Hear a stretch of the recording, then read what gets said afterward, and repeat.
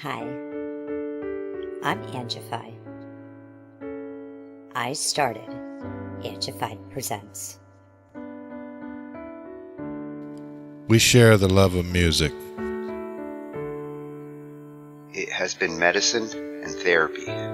Nothing else worked. It has saved many of us. With mental health, we need to open our eyes. Hurt people hurt people. We ask that you listen, comprehend, and relate with your ears. Form that heart of unity and one. We share on this stage. Statistics, feelings, And ourselves. we stand with the belief to be you, to be heard, and to be original. We all may be different, with opinions and beliefs. At the end of the day, we are all brothers and sisters. We are family. We ask that you join us in a magical journey with artists from around the world. Open your minds, let in the love, and listen with your hearts. We all want a better tomorrow. Be one. Communicate and look out for one another. And then, and only then, will you find the world. We will find peace in all the world. You'll find the world. And you will find in this shining world heroes among us and every boy and girl. Many have been broken, red hearts turn black. Love will melt the ice and turn it back, and you will find the world. You will find the world. You will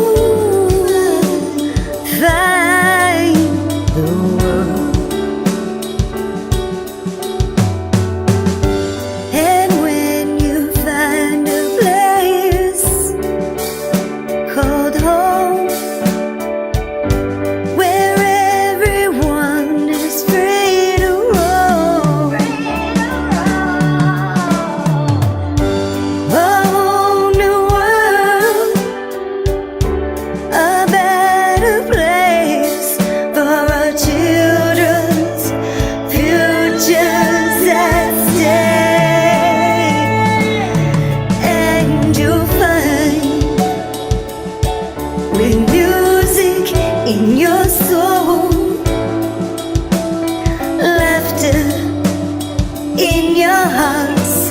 Together we can grow a better place with love in us all. And you will find together we can save it all. And you will find a place called home, where everyone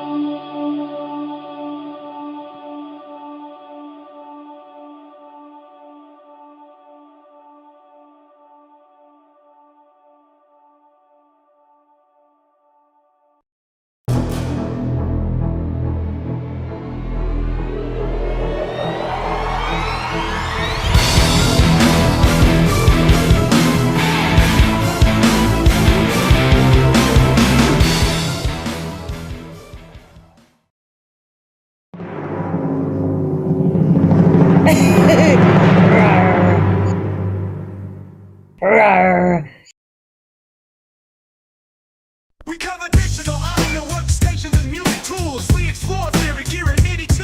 How to weigh and compose, and the art of arranging. Taking a look at AI and how the times have changed. On a PC or a Mac, and even with a mobile device, we'll be talking about it all every Thursday night. From software to plugins and synths that entice. Dive deep into tech and let creativity take flight. Talkin IT. We're talking IT. Come and join in and have some fun. It's highly educational with a lot to learn. From bedroom producers to seasoned pros, we're breaking it down so knowledge grows. Whether you're a DJ or a beat making wizard, we got the tips and tricks to make your sound sizzle. Mixing and mastering, that's our jam. With the tutorials and tips on how much RAM. Get the best quality from your setup and gear. Tune in every week and lend us your ear. We're talking IT. Come and join in and have some fun. It's highly educational with a lot to learn. We're talking IT. We're talking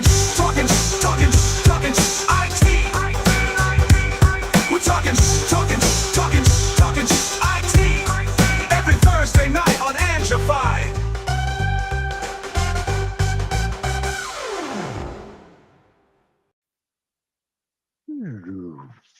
Bam. Just like that.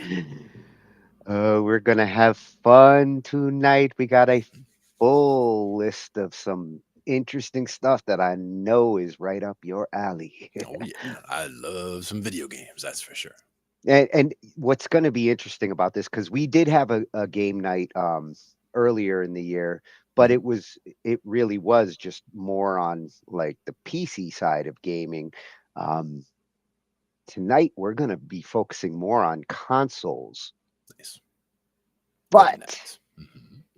Specifically a new console that feels like a gaming PC, which is why I kind of had to cover this, because the last couple of weeks, there's been a lot of noise out there about Valve and Steam and how they are going to kind of like course correct where consoles are right now.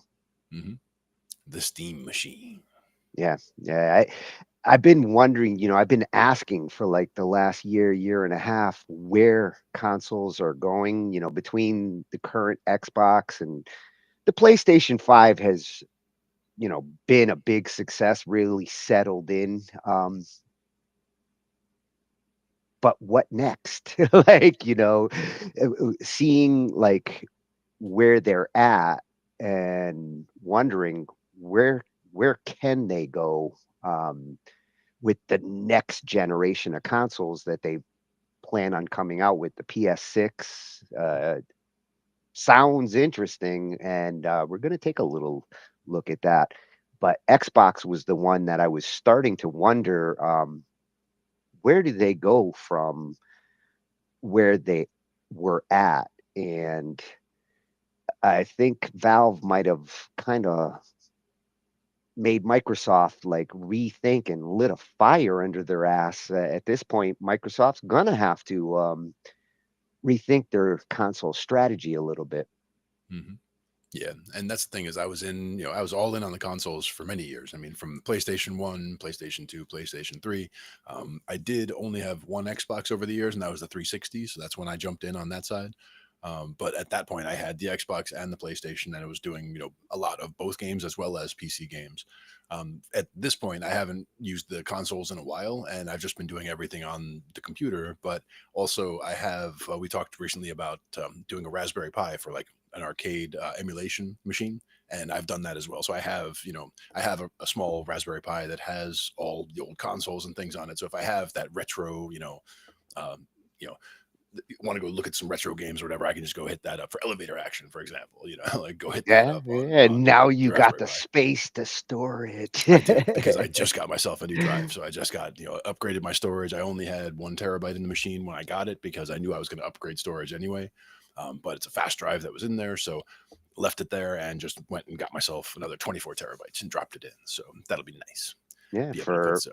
what'd you say, about $250? That's Yeah, a sweet spot for us. You went from a tiny house to a massive mansion. Yeah, I was telling him I had the games that I had on the machine because I'd put probably 500 gigs worth of games. About half the drive was filled with games that I had been just testing out, or ones that I wanted to try on the new hardware, because it's got an RTX card, so it's got it's got the graphics capabilities to do what I need to. But the idea was to only put some games on there. Most of them I just tried out, and some of them I just installed but never even looked at. But taking that 500 gigs off of there, that's half of that drive is now 2% on my other drive. So it's like, okay, good. Now I've got Well, lots of space. you're finally gonna really get to test that RTX card now. Exactly. So now I can, like you were saying, I can just install, I can just go through my Steam library, go through my Epic Games library, and just like install everything that I want to. I already went through and favorited a bunch of things from, from one, like, oh, that looks interesting. Oh, that looks good. I remember hearing about that one, all that kind of stuff. One of the ones I also got recently was Crisis 3 is one that I'd played way back when as a testing the physics and testing the graphics hardware at the time, because that was one that was definitely cutting edge for the time when it came out. They remastered it now to take advantage of RTX cards, and I got to see what that looks like. So Yeah, I grabbed there, I grabbed that. there's been a couple of them over the last 6, 7 months that really are starting to utilize some of the new features with the RTX. Yeah. And I see that when even just doing my NVIDIA updates, it tells you, hey, new features added 4, and they specifically break out the games that individually and what things they modified or changed for it. Yeah, I swear my NVIDIA updates at least once a week, if not even more frequent. Yeah, and you can set it to do it automatically. You can set it to do it only when you ask it to. I mean, that's usually I do it. I always do those kinds of things when I ask it to, because I don't want things to change in an unpredictable way between if I'm doing raids, or if I'm doing whatever. If I have specific video game things I want to do, I want to make sure that the machine is in the state that I left it in. Last time I looked at it. So I'll go do the updates when the time comes. Yeah, the update frequency, it depends whether you're using the studio updates or the gaming updates, because this one I do the gaming updates, and that one, my music machine, I do the studio updates. Don't see as much on the studio as you do the gaming one. Anytime a new game comes out, they pretty much throw a new update up. Yeah. And even just a new game is in testing, like that, somebody from the testing had, reported something. So they already fixed something that, could potentially be a problem before it even becomes a problem. I like that they do updates that often for that reason.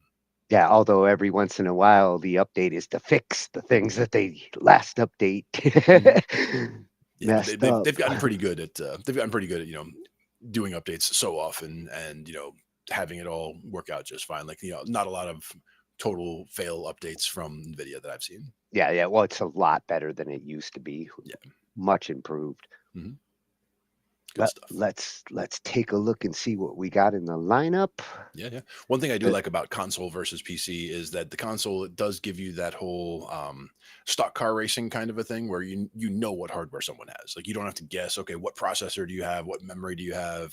Is everything compatible? Like, you don't have to worry about all the different variations of things that people could have, because they have the PlayStation, which is this, or they have, the Xbox, which is that. There's a very set, hardware profile that they know about at that point. That's one of the things that's a big variable for PC gaming. I fixed the title. Nice. The Shhh I.T cave needs to be named properly. Because now we're there. You also have to turn around. Where is it? Over there? Oh, yeah. Flip me. There you are. Much better. So it wasn't hard to actually find what I was looking for tonight. The trickier thing was actually like deciding which coverage for the things we're going to look at, because there are so many great channels when it comes to the gaming channels. And surprisingly, we don't have a lot of them in our YouTube yet, but I kind of borrowed a few of them from my YouTube to get over to here. So we got some freshy channels for sure tonight. Nice. Which means we'll be seeing more of this gaming news in our feed now. All right. But the important one, the reason why I went with this tonight was the last couple of weeks with Steam's announcements of some of the new equipment that they're they're rolling out, it's got the console market all in a tizzy. Everybody's talking about this Steam machine that they're rolling out. They still haven't announced exactly where the price point is going to be. So you've got like tons of channels all speculating and kind of telling Valve like make this like 4.99, 5.99, and I'm getting one. Mm-hmm. Make it 9.99, and a lot of them are like, Nope. you're gonna have you're gonna have a tough time competing with a cheaper PlayStation 6, which I hope Valve is listening there. Obviously, given the specs that I've heard on what's going to be in the machine, they do have to price it reasonably to at least make somewhat of a profit. I don't think that they're going to do like, Microsoft and Sony did in the past and take a loss to get the consoles out there. That would be a little unrealistic. But if they can keep it in the $700 range or lower, the fact that so many gaming channels are all excited about it and want to get their hands on it, that price point is going to be the thing that will bring mass adoption for them. Yeah.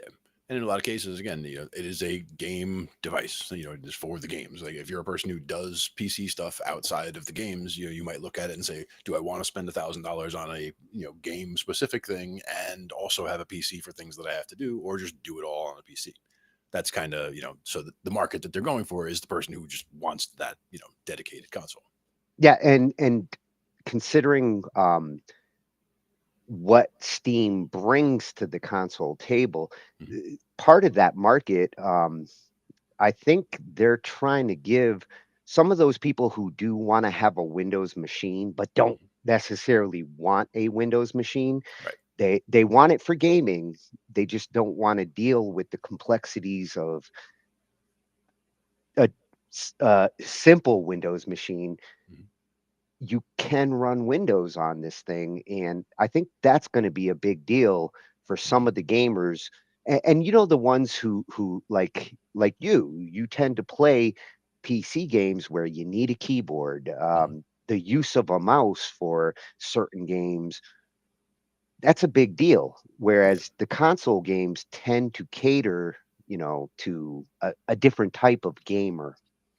Yeah, I I think always change keybinds in almost any game I do, just because I'll see how it's set up. But I mean, I have pretty big hands, so like the way things are set up a lot of times is too crunched. So like I'll spread things out, or change keybinds to just make it so that it makes sense for me. yeah. Hopefully, if Valve gets this right, they'll offer the best of both worlds. The gamers who really want those PC style games, be able to use PC style controls, it'll be available to them. And the ones who want that console convenience, plug and play, ready to go, if they can balance that properly, it does open up a real competitor between the Xbox, PlayStation consoles. Yeah, absolutely. And I don't even know what Nintendo is going to be like thinking at this point, but it's going to be interesting. 2026, when it comes to gaming, it is going to be changing a lot more than it has the last couple of years. Yeah. And I mean, we're almost at the point where you could just go, ask an AI chatbot, "Hey, write me a game about this or that," and make your own custom game just on the fly. So, I mean, we're not far from that. But, at that point, again, that's not something that's studio and, massively online and all that kind of thing. So there's a lot of things that are, missing from that experience if you do it that way. Well, the first thing we're going to look at is this announcement from Valve that they put out, last week, and it's going to show 3 different products that they're working on to get into this market. One of the focus is the controller itself, the Steam machine, which kind of takes that the other Steam, the portable one that they were pushing for the last couple of years. This is the next evolution of that. And they're getting into VR, which I think is really cool. This is a good company to compete with, Meta and the other VR companies out there. Yeah. So we're going to look at that announcement so we can get familiar with what they're planning to roll out. And then we're going to look a little bit at the other consoles and how they're dealing with this announcement. And Sam Time, I like this channel. He gives a funny kind of interpretation of, like, I bet you this is what happened at Microsoft when when they saw this announcement of this new competitor. And it's really funny and really relevant to what Microsoft's going to have to be thinking about as they get ready to roll out their next Xbox, which, from what I'm hearing, January 1st is their announcement. Nice. Right around the And corner. then another freshy channel for us, but he's not just a guitarist, he's also a gamer. And Colt Eastwood, he's going to get more into the comparison with the Xbox, the approach that they're going to be taking in the future, which is real interesting. I think Microsoft isn't just sitting on their laurels to deal with this. There might be a bunch of different Xbox or Xbox clones from what I'm gathering. Looks like they might be opening up the ecosystem to different hardware vendors. So if you see an Asus Xbox next year, don't be surprised. There you go. Getting out from that stock car racing. Yeah. And then TCMF Games Official can't ignore Sony in all of this. I still think right now Sony's in the best position as far as the consoles go, especially with some of the games that they have planned coming out next year. I've seen some previews of Wolverine that nice. Between Wolverine and Grand Theft Auto 6, like, PlayStation's still in great shape. Sure. Especially again, it was my favorite for many years, PlayStation. Yeah, if those games are exclusive over there, even for a little while, that can make a big difference. Yeah. And then after we look at those console comparisons, I started thinking about the technology behind the equipment, especially now that we're looking at like a console that is a PC in a console box. Right. And USB, I mean, you remember how confusing it was going from USB 1 to USB 2 to USB 3, and oh, what's the difference between the blue tongue and the black tongue and USB 1? And turns out, like, the latest USB generations going into 3 and USB-C, they're more complicated than I thought. Sure. And I assume that Thunderbolt and USB-C were pretty much the same thing because they use the same plug. They're not.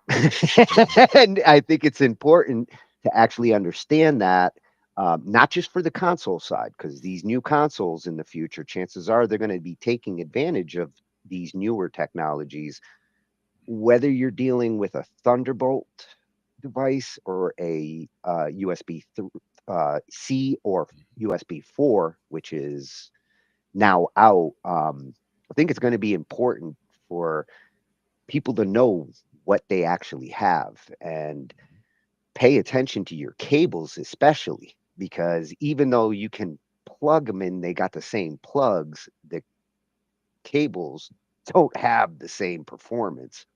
Yeah.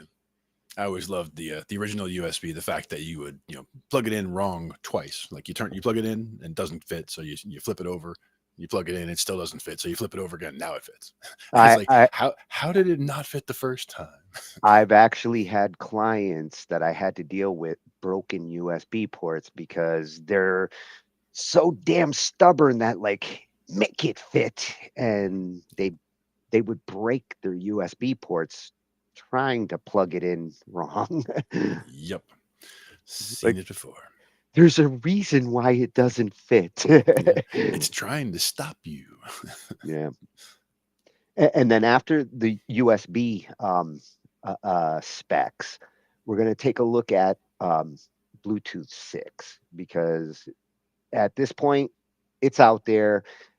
Devices are starting to get sold that are starting to support it, specifically headphones.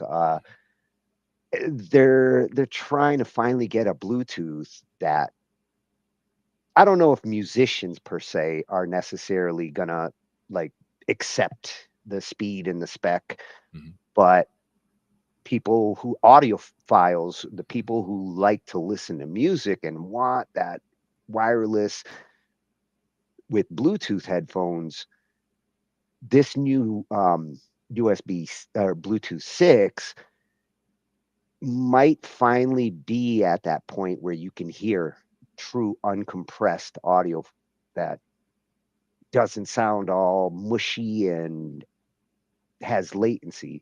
Mhm. We'll see what Superstar Review does, Right. what it says. Mhm. And then to finish things off, I just installed the Wi-Fi 7 router last night. We upgraded.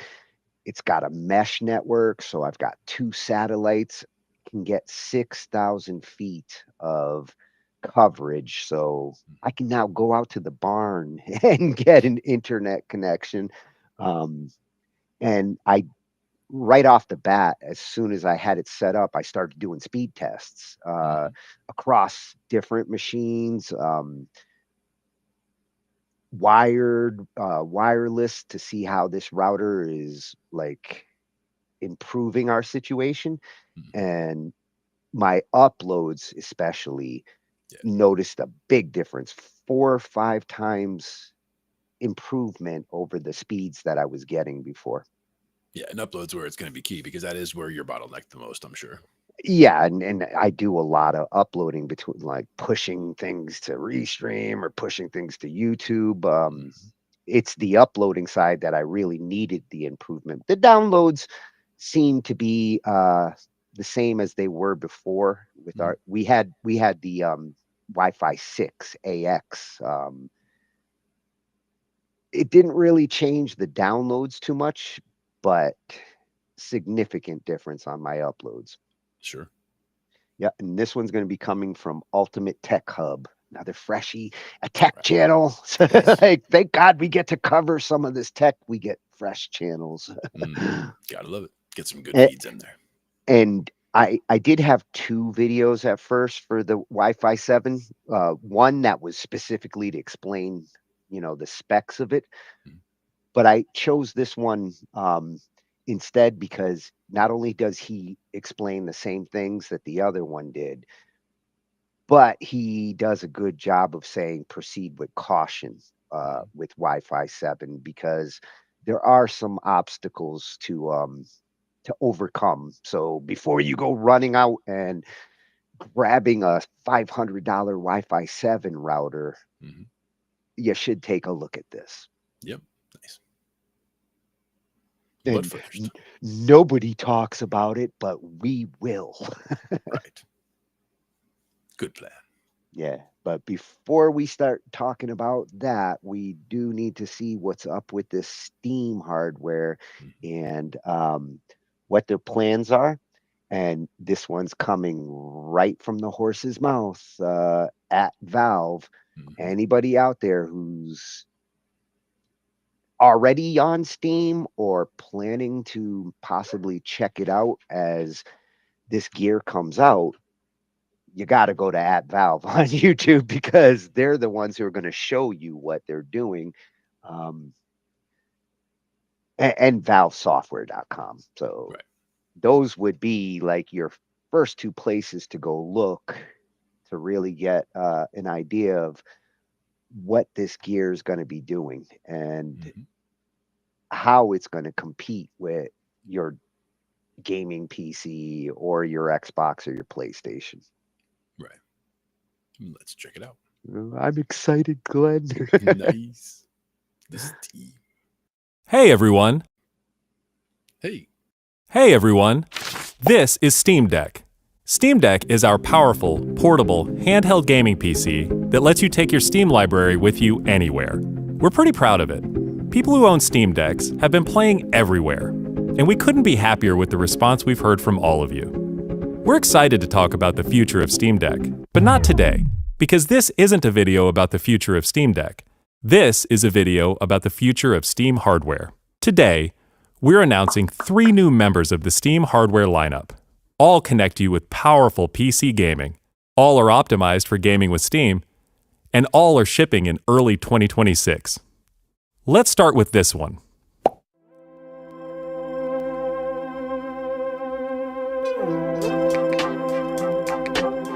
This is the new Steam controller. The new Steam controller puts all of your Steam games at your fingertips, so you can play wherever and however you want. Just like with Steam Deck, we want you to be able to play any game with your Steam controller, even games never built with a controller in mind. It has all the great features from Steam Deck, like trackpads, gyro, and back buttons, all in a comfortable form factor. Its next-generation magnetic thumbsticks let you play with improved responsiveness and longevity. We've put capacitive touch sensors on the thumbsticks and now on the back of the controller too, so you can enable precision gyro aiming with the touch of your thumb, or your pinky if you're feeling fancy. Play for way too long with a rechargeable lithium-ion battery that allows for over 35 hours of playtime. With Steam Controller, we want to make charging and wireless pairing something that's actually easy. That's why we created the Puck. The Puck is a combination wireless adapter and magnetic charger included with every Steam controller. Snap it on to charge. Once you're charged up, snap it off again. You can play over Bluetooth or a wired connection too. The new Steam controller works with any device running Steam or Steam Link, whether it's a PC, Mac, handheld, smartphone, Steam Deck, or the new Steam Machine. Oh, this is the new Steam Machine.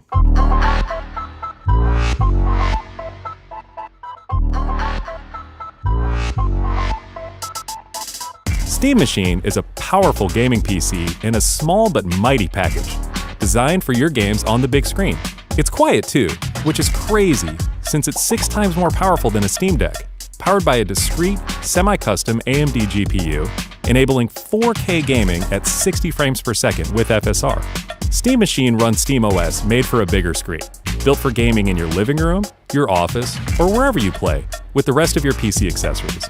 Steam Machine borrows some great features from Steam Deck, like lightning-fast sleep and wake, an SD card slot to easily expand your storage, and brings some new tricks of its own, like a customizable LED strip, which can show different system functionalities, or your own light show.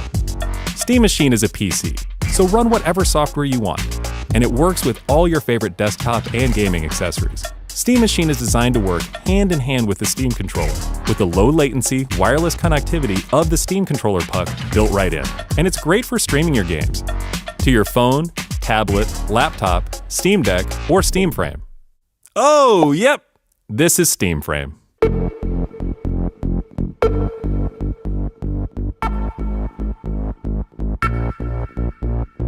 Steam Frame is Valve's next-generation VR hardware. Stream all your Steam games, VR and non-VR alike, in this comfortable, lightweight, wireless VR headset. Steam Frame uses camera-based tracking, so getting into your games is as easy as slipping on the headset and waking it up. Steam Frame controllers, included with the headset, are designed with all the inputs you need for your VR titles, like motion controls and capacitive tracking for all your fingers, as well as a split gamepad layout to work with your whole Steam library. They even feature the same magnetic thumbsticks as Steam Controller for responsiveness and longevity. Steam Frame also pairs seamlessly with the new Steam Controller, a great companion for playing non-VR games in the headset. To make sure streaming is smooth and stable no matter what, Steam Frame includes a wireless adapter that lets you stream your games from your PC to your headset over a fast and dedicated Wi-Fi 6 connection. And the game is streamed to your frame optimized for VR. using new technology that allows for the highest resolution streaming exactly where your eyes are looking. And Steam Frame is a PC, running Steam OS. In addition to streaming, you can install and play a bunch of VR and non-VR games right in the headset without a host PC. You can also expand your onboard storage to fit even more games with a microSD card. Steam Controller, Steam Machine, and Steam Frame. All built with the same DNA as Steam Deck. All powered by Steam, work together, and can be used however you'd like with whatever peripherals and accessories you choose. Everything you see here is the culmination of what we've learned from our previous hardware experience and what we've wanted ourselves as gamers. Powerful PC gaming in an open ecosystem, giving you more ways to enjoy the games you love and discover new ones. Steam Controller, Steam Machine, and Steam Frame are all shipping in early 2026. Learn more at steampowered.com/hardware.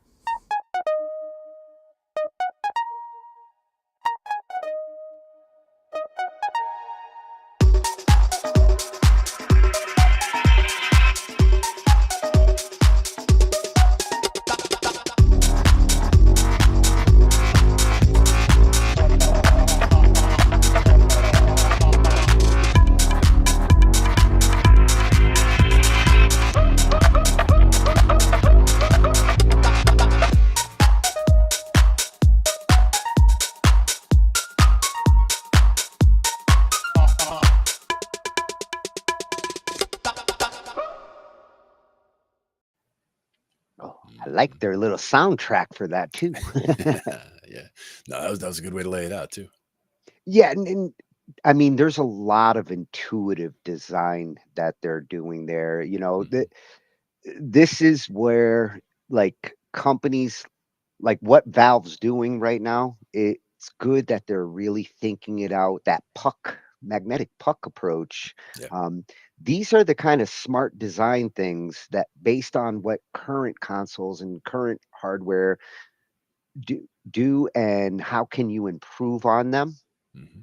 Looks like Valve put a lot of thought into making a better mousetrap. Yeah, absolutely. And again, like it basically takes a lot of the things that we were talking about, the things that are important to PC gaming and putting them all into something that you can now make and say, hey, here's your PC part and here's the rest of it. And you can have the whole ecosystem all together and seamless. Yeah, and the fact that it is a PC, so it can run Windows. I mean, Mhm.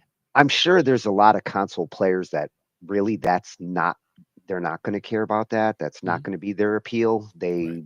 They went with consoles because of the convenience of it just works.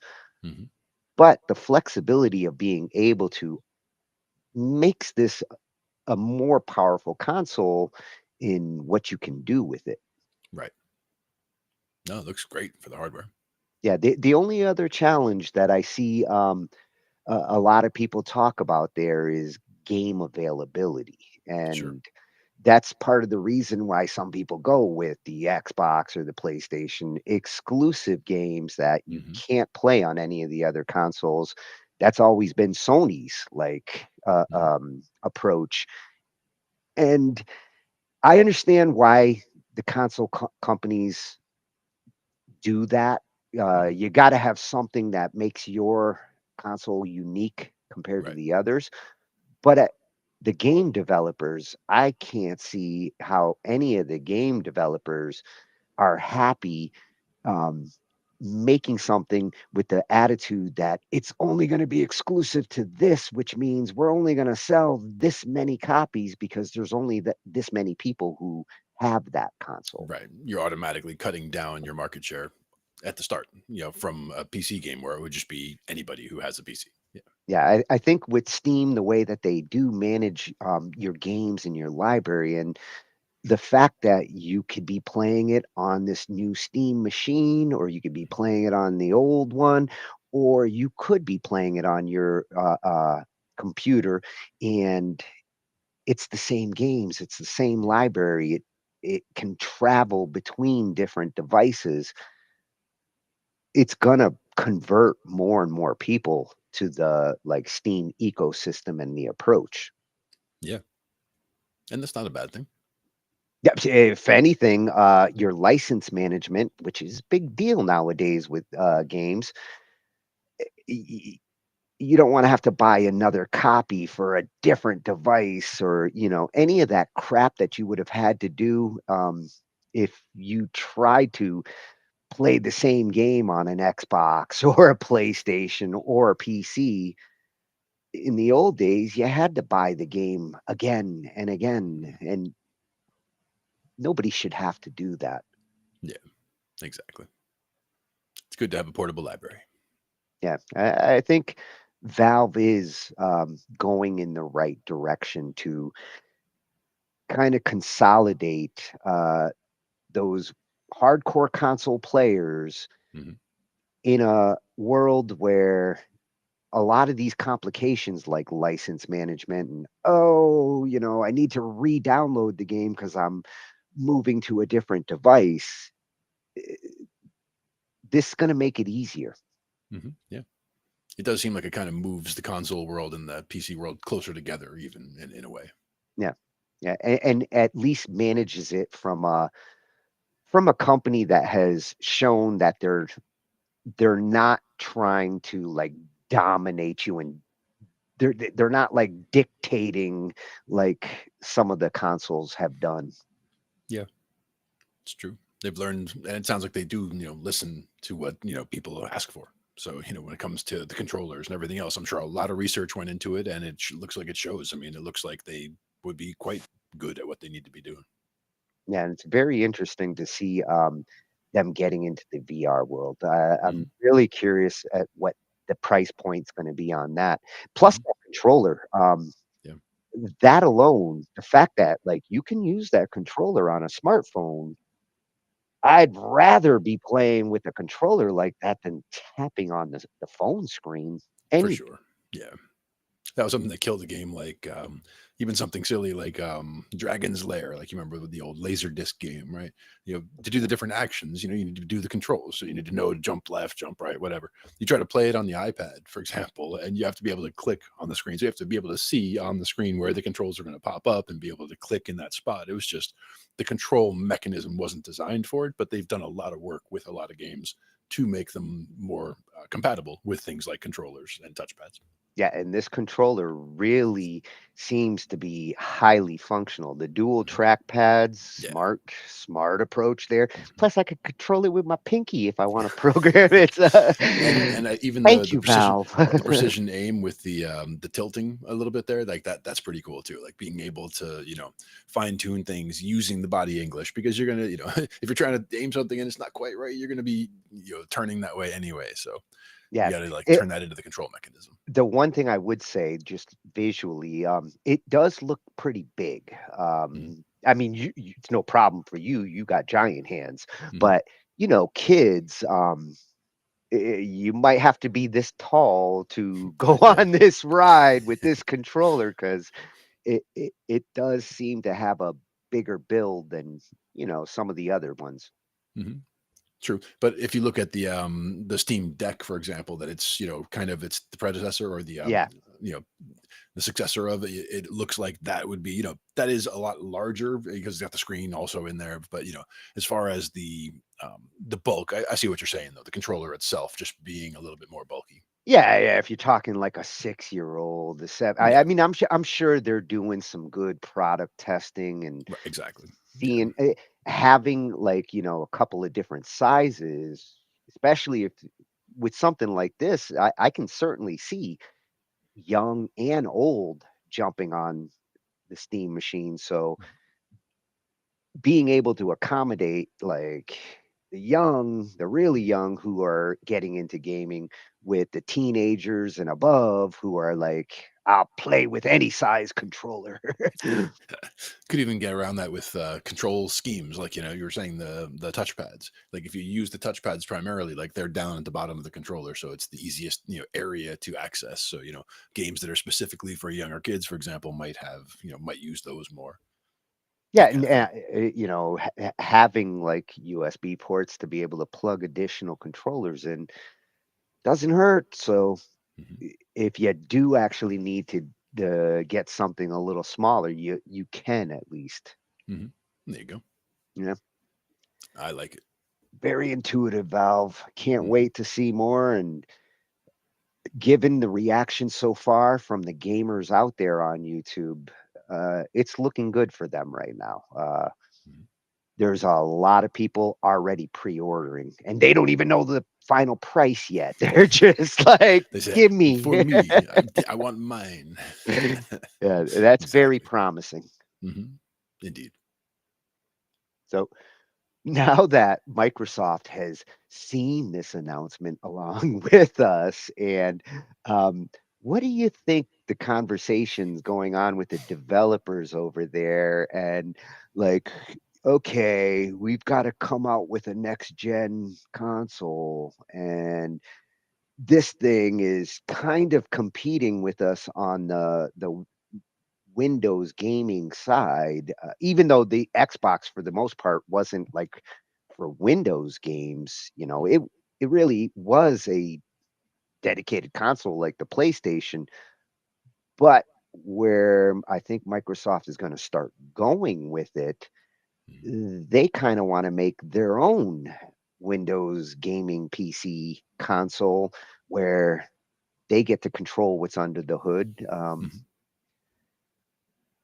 Some of the news I've been hearing out there is that, like, they are opening up the system for computer hardware vendors to kind of start building their own Xboxes. Right.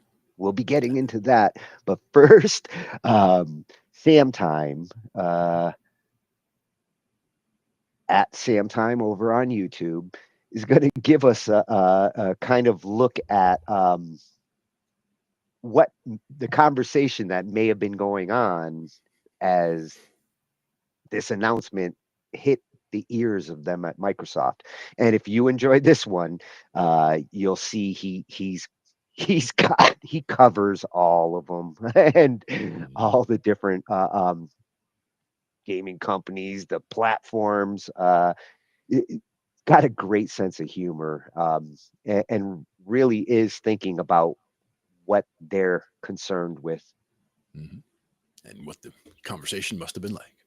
Yep. Whoa, guys! Valve just released a new Steam machine that can run a bunch of the PC games and applications without installing Windows or Xbox. Come on, what did we do to Valve's CEO to deserve this? Well, except blue screen his whole award speech. That's what I get for working at Microsoft. Oh, we're in trouble. Oh, hi there. I'm Sam Tucker from the company that used to be the best at gaming, and now we're the best at laming. Copilot is your everyday AI companion. As you may have heard recently, that Valve have just announced their all-new Steam machine, the console computer that can play a bunch of PC games on Steam. But I have to say that Microsoft is not at all worried, because when it comes to PC games, people would rather play their games on Windows. Yeah! And of course, when it comes to consoles, if people want to play our iconic Xbox franchises, well then they can just go and play on PlayStation. God, who's making our decisions? Starting with the visuals, the new Steam machine looks a bit like a squished down Xbox Series X console. It's available in black, although you may have seen it in red, with wood paneling on the front, or heck, even an e-ink screen on there, giving you system details. And that's because it's going to have custom front plates, just like we used to do. Whereas now, if you want a slightly sparklier Xbox, it costs an extra $150. Geez, that's as much as an Apple sock.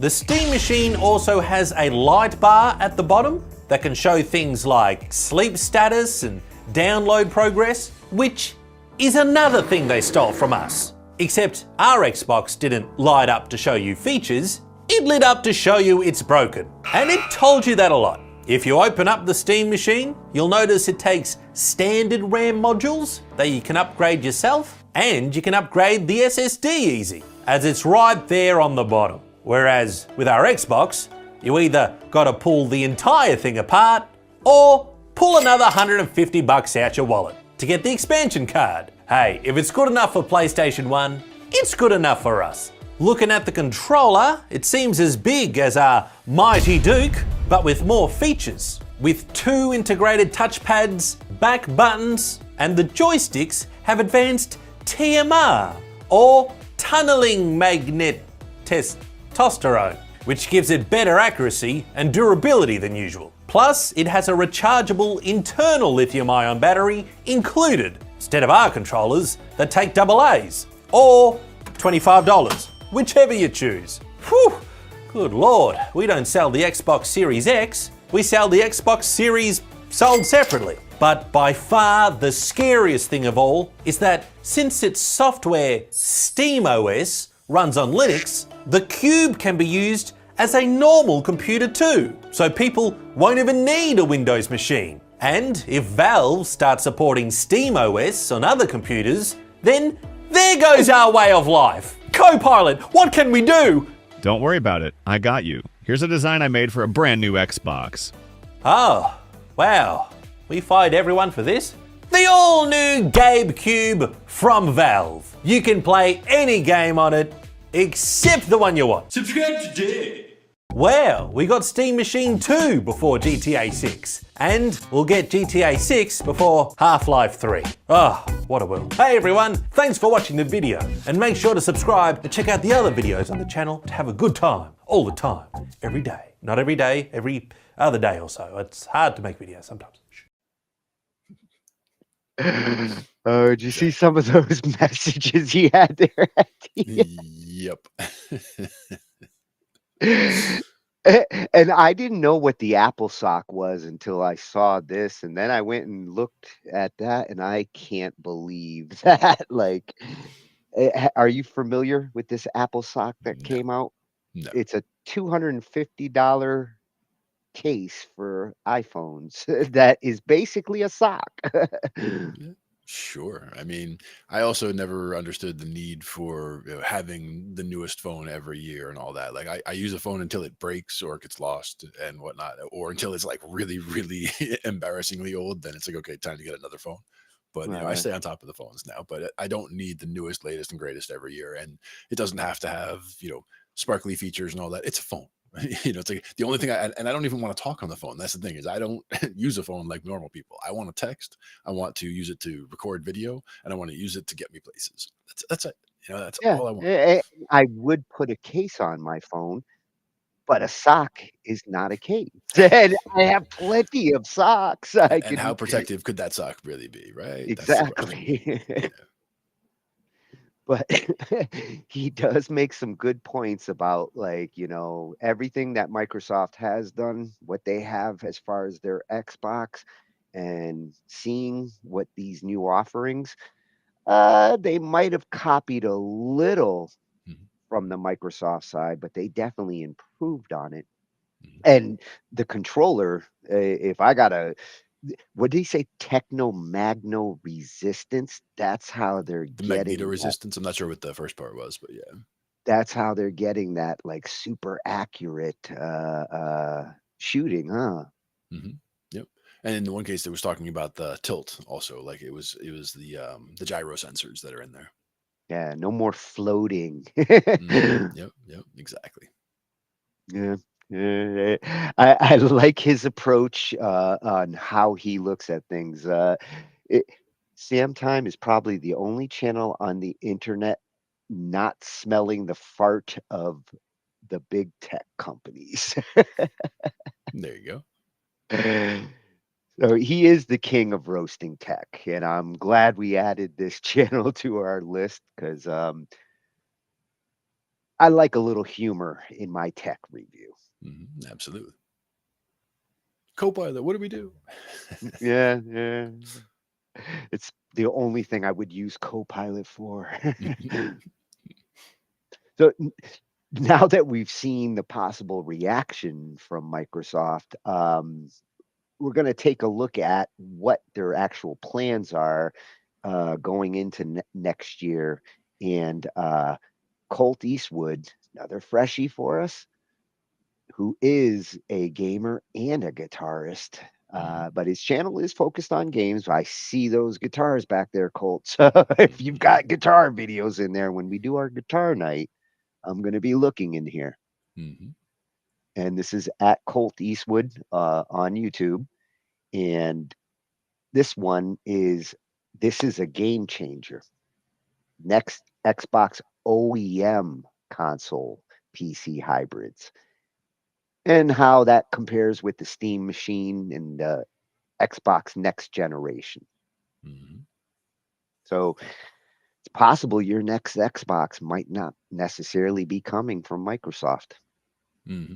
Which may or may not be a good thing or a bad thing, and only time will tell. Yep. The next generation of hardware is kicking off, and it will change the traditional model of consoles, remove closed ecosystems for buying games, and offer a premier gaming experience in the living room. Microsoft and Xbox are playing a major part of a new paradigm shift in PC gaming, and it all starts in 2026.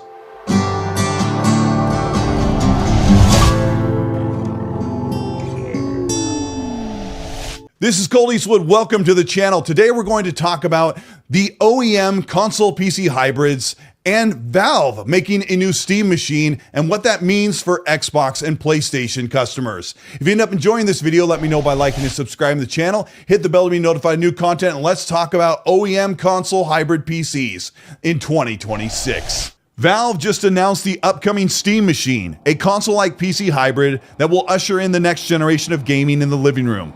But before we break down the specs and marketing of the Steam machine, we're here to talk about Xbox and Microsoft's push to the living room that starts in 2026. Insiders are reporting that Microsoft has partnered with multiple OEM hardware companies to develop their own Steam machines with Windows 11 support to uphold the Xbox gaming ecosystem. One of the first Xbox-backed OEM consoles to come out next year is reportedly ASUS with their ROG Republic of Gamers PC console device, a companion piece to the ROG Xbox Ally. This will be a PC console form function built on next generation specs to bring high-end gaming to your TV on your controller in the living room. The Xbox integration will be behind the Xbox full screen experience, a next generation dashboard currently available on the Xbox Ally handheld but translated to your PC and TV, giving you access to the Xbox PC ecosystem and multiple storefronts. With the announcement of the Valve Steam machine, competitors have their work cut out for them. Companies like Razer, Lenovo, ASUS, and Corsair will likely be making their own console-like machines that will have to be price and performance competitive. But they will likely not be directly competing with Microsoft, but integrating Xbox and Microsoft with their storefront and a unified platform to launch all of your PC games. The Xbox full screen experience dashboard offers a controller-friendly UI with access to multiple PC platform game titles, PC Game Pass, and cloud gaming. You can consolidate your entire library across EA, Ubisoft, GOG, and Steam. This is one of the most important steps from the corner desk computer in the family room to place your gaming setup next to your TV, connected to a controller and having access to all of your games, without going to a mouse and keyboard to open up multiple applications. The future of gaming is definitely breaking down the walled garden of restricted consoles, and this brings in PlayStation to PC and Xbox. PlayStation is pushing their own ecosystem directly to PC. The latest leaks from Sony PlayStation showcase an integration to PC gaming, even allowing cross-entitlement of your games you bought on the PS5 being directly accessed without an additional purchase with all of your progression. This is essentially PlayStation Play Anywhere, a concept that Xbox has been doing for almost 10 years. This also means that PlayStation might be bringing their games to PC much sooner, rather than waiting a year to capitalize on an ever-expanding market that plays in more places than one. PlayStation has to do this because currently, most all of their tentpole popular PlayStation titles, former exclusives, some 50 PlayStation games are available on Steam and will be playable on any device that supports the Steam operating system or Windows, which means they'll be coming to the Xbox platform very soon. PlayStation is looking into the future with a more multi-platform approach, according to their leadership, knowing that they can still sell the upcoming PlayStation 6 while selling their games to Steam and Xbox customers across a PC console hybrid. But will these new OEM console hybrids that are set to come out in 2026 give you access to your entire Xbox console library? No. Reaching out to insiders close to the Xbox software and hardware plan, it looks like the first wave of OEM consoles in 2026 will not have the AMD Xbox partnered chiplet. This means that the Xbox console architecture that allows licensed Xbox console version of games to be playable on multiple devices will not be ready in 2026, but will launch the following year for Xbox's own console in 2027 and future OEMs to come out after 2026. With an OEM console PC hybrid at the end of 2026, people are looking to play Grand Theft Auto 6 at its highest fidelity. They may be sorely disappointed because as of now, Rockstar has only announced Grand Theft Auto 6 for the Xbox Series consoles and PS5 consoles, meaning since this is a PC, the OEM console hybrids will not have access to console games just yet. But what about the brand new Steam machine? Valve just announced a shorter version of an Xbox Series X, a PC console hybrid with customizable LED lights, detachable faceplates, and a small form factor paired with a new Steam controller. Valve has not discussed the price point of the models yet, but the hardware specs have already disappointed tech experts like Digital Foundry. The Steam machine is built off of the AMD Zen 4 with a 6-core CPU, which puts it slightly under the current PS5 and Xbox Series X. With newer architecture and slightly higher frequency and clock speeds, compared to the 8-core current-gen consoles, the Steam machine CPU is more than capable of playing high frame rate current-gen games, but the GPU has experts more concerned with a slight upgrade, and hardware tests are pointing toward 1080p or 1440p 60 gaming across demanding current-gen games, and concerns that the Steam machine in 2026 will not keep up with next-generation games and will see new users downgrading PC settings across multiple titles. It is very likely that the Steam machine is price point to set around $600 to $700 US, which sadly is in line with the current price hiked consoles in 2025. One of the often repeated questions when looking at the OEM console PC hybrids is, why would you buy a closed box when you can build your own PC? The allure of bringing your gaming experience to the couch and big screen TV is not something new, and PC gamers have been doing this for over a decade. But manufacturers and platforms are seeing a shift in how people play their video games. The advent of gaming handhelds has proved that there is a large chunk of the market that wants to play away from the desktop PC, and even with a pared down form factor gaming device, it's even more exciting as it offers more power plugged directly to your TV. And enthusiasts will continue to spend $1,000 to $2,000 on top-end PC gaming hardware, but there's a brand new market of console players that are adding a new device to their gaming setup and expanding their library to a near infinite selection across PC. But in an ever-changing market that is now starting to adopt cross-platform, cross-entitlement, the work is just beginning to expand gamers beyond one closed piece of console plastic. The Valve Steam machine, if priced right, will be a great introduction into this new gaming model and market. And with Xbox and PlayStation backing their games across multiple devices, the future of exclusivity is dissolving, and game franchises and gamers will all benefit from it. This is Colt Eastwood. Thank you so much for checking out this video. If you're new to the channel, you're just getting all of the information about what's going on in the coming year or two for Xbox and PC, and so many changes for the PlayStation brand. And if you've been around a while, you've probably seen a couple of repeat subjects about the OEM consoles and next generation. A lot is changing and fluid, as a lot of this hasn't been fully verified, or rumors and leaks are going crazy as this generation winds down and we get ready to get into next generation. If you ended up enjoying this video, let me know by liking and subscribing to the channel. Hit the bell to be notified of new weekly content. If you want to further support what we're doing here on the Colt Eastwood channel, hitting the join button below will get you early access for videos 12 to 10 hours before they go up the next day. Also get you into monthly merch giveaways and so much more in the Xbox Party Discord, where we'll talk about gaming and just play games together. Also, check out the Patreon if you want to learn how to do some of this yourself. You can learn how to do graphic design, video production, live streaming, lighting, editing, and so much more. I've got 20 years of experience of doing all that if you'd like to learn how to get all this stuff done one-on-one with me on those super classes. Also, check out the Excellency Podcast. That's a weekly podcast we do every Monday night, 5 p.m.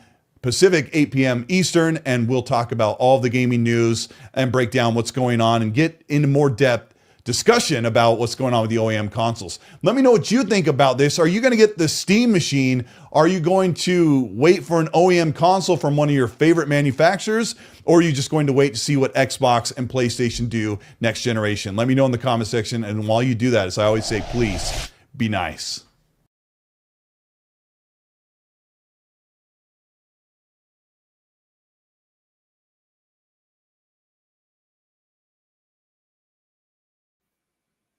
Oh, be nice, Glenn. I always try to be nice. It is my motto. Now, what do you think of this OEM approach that Microsoft's going towards? It's a good question. The thing is, it all really does come down to how it all works out. And when you sit down and actually spec out the different machines and see how the performance is, the idea of having, like you were saying, the Xboxes not being all the same chip, or you having flexibility in how they actually build the box, that is essentially like just making it no longer an Xbox. Now it's more just a PC with certain constraints on the parts that you can use. Well, and it That's the looks way it like comes down. Microsoft's trying to utilize that the XPass and the library approach, which that's Steam's appeal as well. They're looking for a way to take that valuable library that people might have or that they might subscribe to get into different devices. But that licensing chip that he was talking about there, and the fact that they're going to wait till 2027 when they pull out their next Xbox, I don't think that's a smart move on their part. They may lose some momentum waiting till then, and I mean, granted, they're going to see how the dust settles in 2026 Right. with Steam and PlayStation. But if a lot of those older Xbox games that people want to port over to these new consoles can't get played simply because of stupid licensing that's embedded in their approach with their chipsets, that's always been one of the things about the Xbox. Microsoft is trying too hard at the license management dictatorship. That's what I was talking about when, you know, companies try to be dictators of your game license to the hardware level. I don't think that's a selling point to the people buying the consoles and the games. Yeah.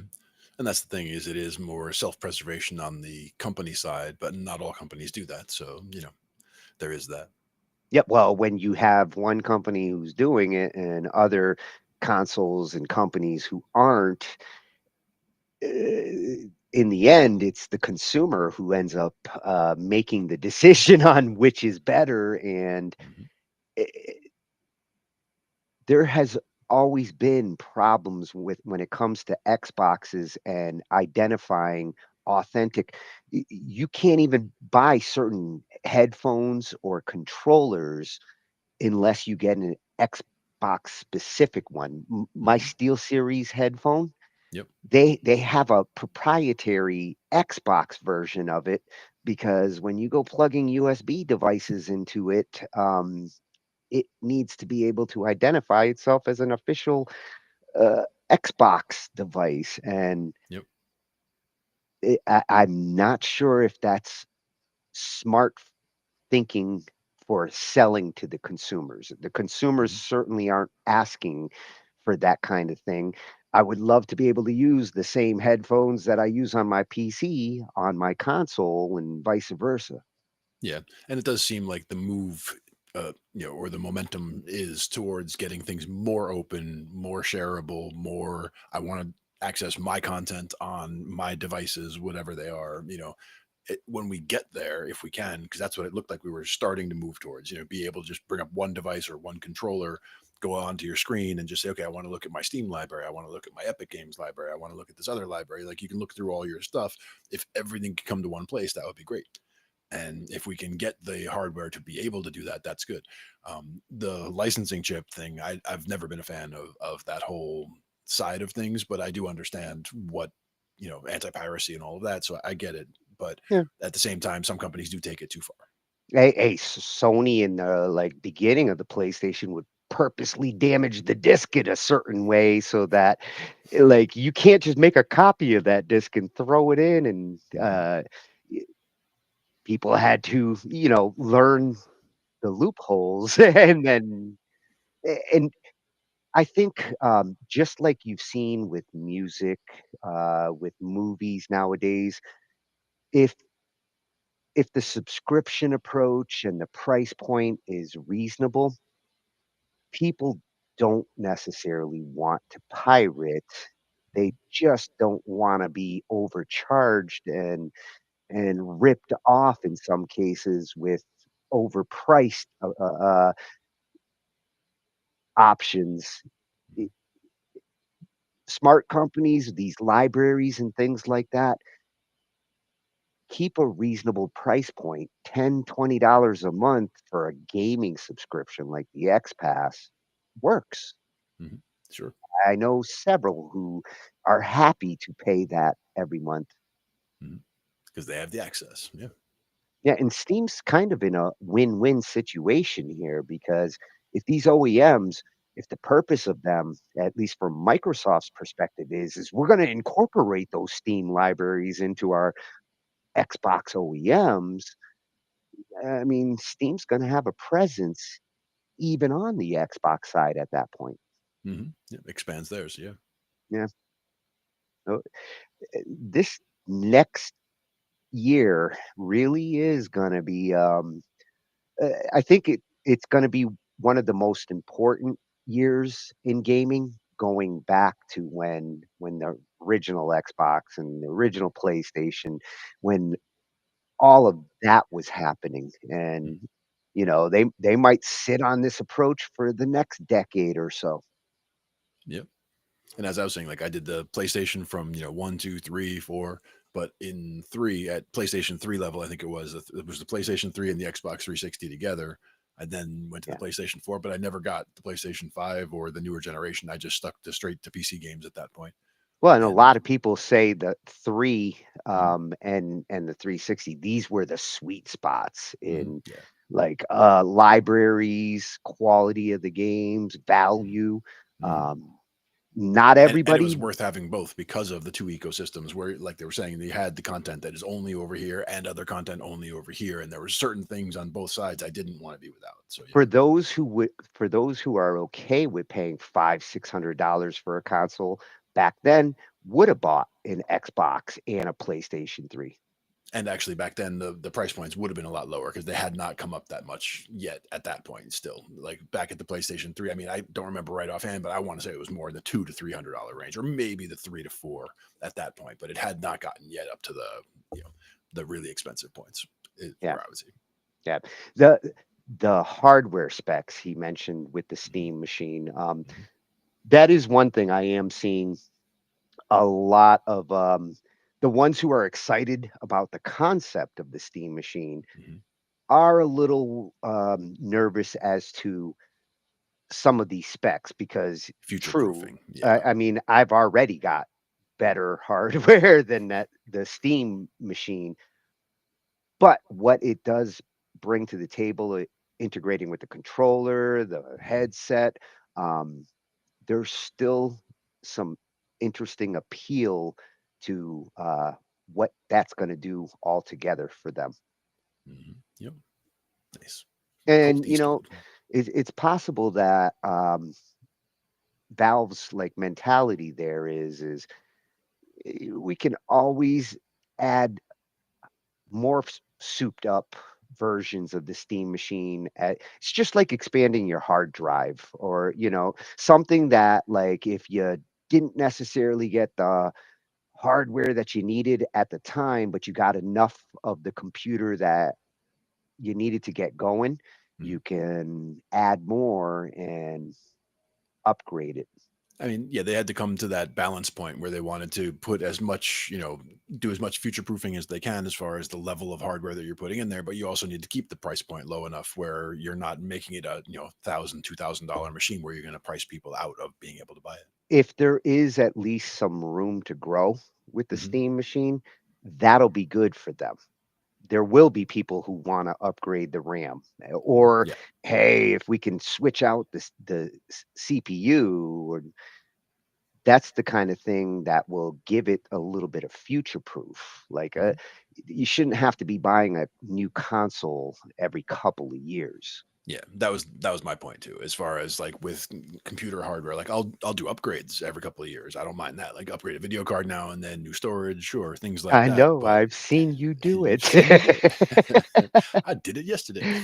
And for good reason. Yeah, exactly. And that's the thing is that is, now that is available. That is space for my library. So I can just go through and say, hey, here are all these, Steam titles. Here's all these Epic Games titles, all these different things that I would love to have just be able to just launch on a moment's notice that are in my library, but I never downloaded and installed because I didn't have the space. But now I could just load it all up. But when I do that, I find myself, I always, same thing happened when I did the Raspberry Pi and the arcade machine stuff.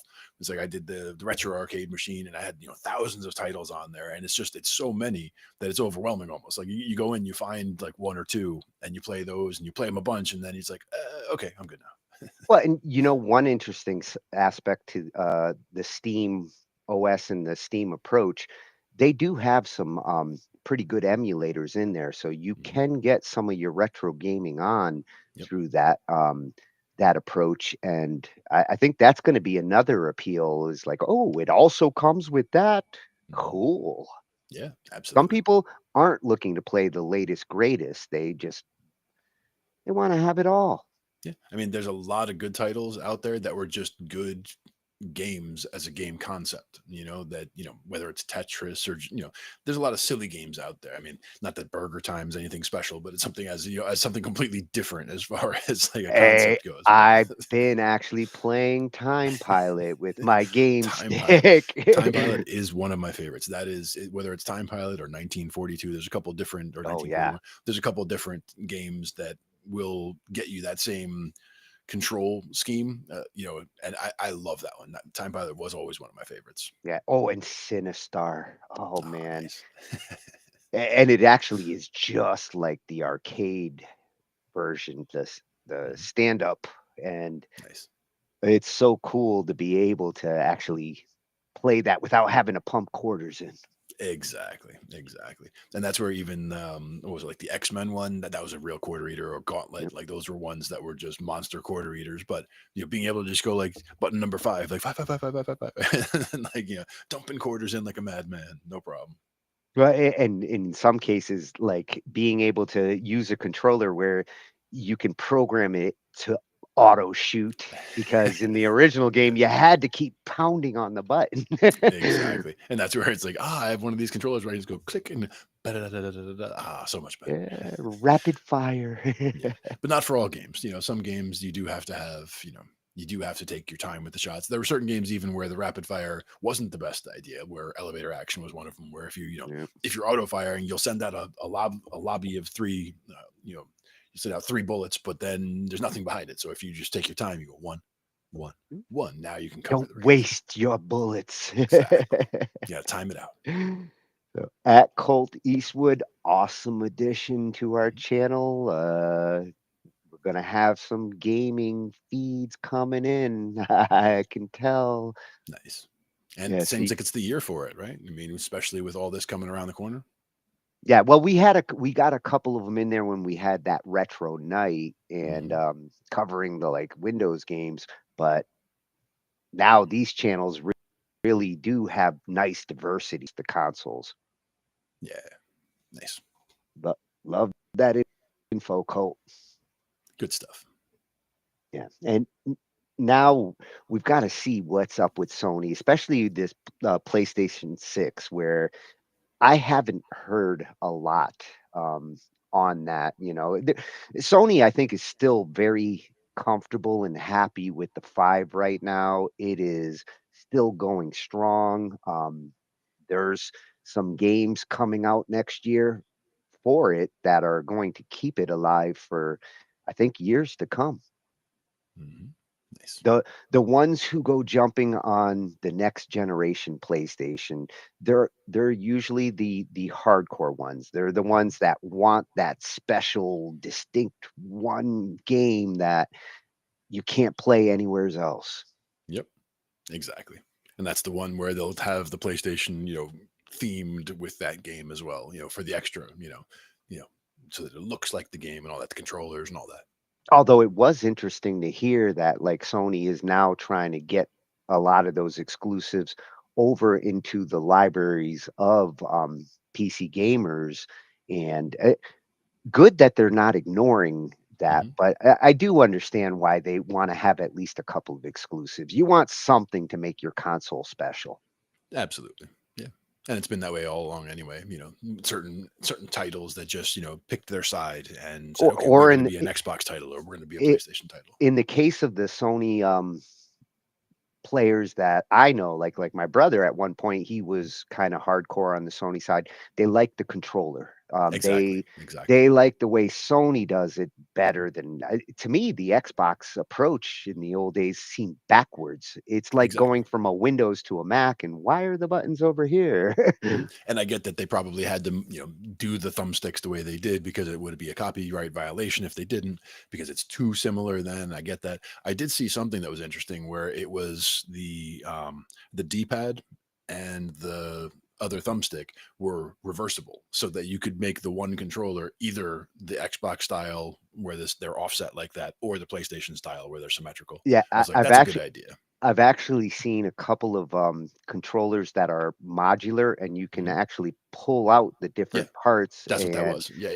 Yeah, you can basically customize whatever you want, wherever you want. Because you might be used to, like when I was playing the Xbox 360 and the PlayStation 3 at that generation, it was the two different controllers. So you did have to go back and forth if you're playing this title here and this title there. But you get used to playing this game this way and that game that way. And when and if you tried it on the other controller, it would feel awkward because it's not in the right place. And that's another thing where if you're doing the retro gaming, where like, I mean, ideally, I'd have every controller that ever existed in like one box. And if I am playing Marble Madness, I got a wheel. And if I am playing Time Pilot, I got a joystick and 2 buttons. Yeah. Well, you do have, the mouse that you use is a good one for Marble Madness in the first place. Like we have a head start over most people. Yeah, but it's not not the the same with my thumb as it was with the big ball, and Yep. it really doesn't give me the same enjoyment as the original controller. I And will say same that with one person. same with paddles. Like, I wish I could get my hands on like an old school Atari paddle that feels like the old school Atari paddle, but plugs in USB, and I want to play Arachnoid. Well, that's the thing is, for me, it would be things like the X arcade controller. We looked at that at one point where it's very solidly built. It's like built out of arcade machine level hardware, and that had the ball for whether it's track and field or Marble Madness, but also the Max, the Tempest wheel is the one that I want.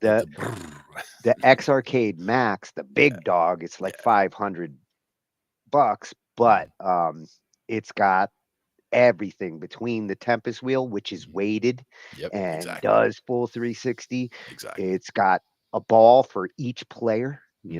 Both sides have all the controls that you would need. Plus, it has flippers in the back if you really want to get the pinball feel. Yeah, and it is about that size too. So yeah, yeah, it feels solid. like you're sitting in front of a pinball machine. Solid. So, for this one, we're going to be going to at TCMF Games Official. And this is another one covering video game news and bananas. All right. I like right. bananas. Delicious.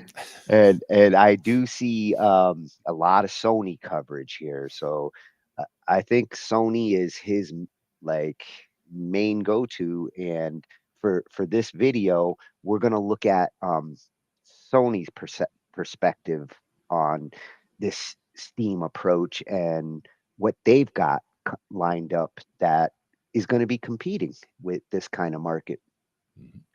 Yeah, the PlayStation 5 and exciting new PS6 versus Steam machine prices. New Sony teases a big reveal for T. Let's check it out. We're going to get a big reveal. So exciting PlayStation 6 versus new Steam machine pricing comparison, and Sony teases a big reveal for the future of PlayStation 5. Those are the stories we're going to cover today, and if you could hit that like button on the video, thank you to those that do it, and as always, it's very much appreciated. First, yes or no, do you game on PC at all or not? We're going to be talking about what Valve is doing and what that means maybe potentially for what Sony is doing with the PlayStation 6 today, but do any of you game on PC? So comment below yes or no if you game on PC or not. Let me know down in the comments below. Now, diving into the first story of the video, Sony teases a big reveal for the future of the PlayStation 5. Reading from Gaming Bolt, following up on recent statements by Sony CFO Lin Tao that the company is only in the middle of the journey when it comes to the current console generation, PlayStation Senior Vice President of Marketing, Sales, and Business Operation, Eric Lempel, has similarly noted that the PlayStation 5 still has plenty more to offer. In an interview with BBC News, Lempel said that there is still a lot of great content and that Sony is just going to continue with PlayStation 5. When it comes to what exactly the PS5 has left to offer, Lempel was quite coy, noting that we're really hitting our stride now. He also said that there is a game that will come out and ultimately become the biggest selling release on the console. When it comes to specifics, he said, I'm not going to tell you which one, but I think it's still to come. While Lempel wasn't willing to go into specifics, he was likely referring to either Marvel's Wolverine, which is slated for launch in fall 2026, or Rockstar Games' upcoming opus Grand Theft Auto 6. So this pretty much reiterates what's been said before in that the PlayStation 5 will have an extended support cycle. If you want to hold on to your PlayStation 5, you're going to be able to for some time. As for the huge game that will be their biggest selling title, I was confused by this a bit because is he referring to a title that PlayStation is going to release or a title in general that's going to release on PlayStation 5 that's going to be the biggest selling title on the console? Because I think that's pretty obviously Grand Theft Auto 6. Now, if they're referring to titles that PlayStation releases, Wolverine makes a lot of sense considering Spider-Man 2 is currently the second best-selling game on the PlayStation 5 this generation outside of Call of Duty. The other possibilities include Intergalactic or Cory Barlog's next game. If Cory Barlog's next game, for example, is God of War reinvented like how they did God of War 2018, that would be amazing and for sure become a huge seller for Sony. Another possibility could be something further down the line like Spider-Man 3 and potentially 2028. Since Spider-Man 2 was the second best-selling title this generation on the console, maybe Spider-Man 3 could top that. Either way, it's exciting to hear that there are even bigger titles in the pipeline. And if you're enjoying the video so far, hit that subscribe button and join our growing community on our way to 150,000 subscribers.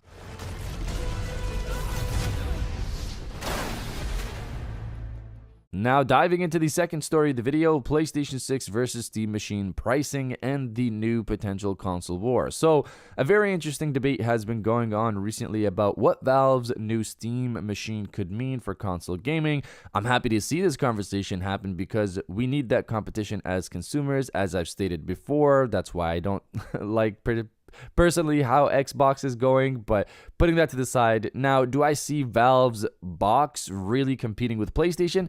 I don't think so, but I'm not going to throw it under the bus just yet. Valve is set to release an RDNA 3 Zen 4 PC console that, from my understanding, is going to be around the capability of a base PlayStation 5. I first wondered why you would release something like this. Why would this be the case, considering next generation is seemingly around the corner? But then I realized that Sony expects to support the PlayStation 5 for potentially another 5 years, so into 2030 or 2031. So if Valve releases this thing in 2026, it still has about 4 to 5 years before games start to leave it behind, which by that time I'd assume they'll release another box if this one succeeds, and we'll talk about that success in a sec. As for what other value this box has, of course, the obvious one, it's a Steam PC console, meaning it'll play your Steam games, which is, of course, a lot of games. And for someone like me, I've wanted a way to enter the PC space, as I've mentioned before, to play those indie titles that take a while to come to consoles. So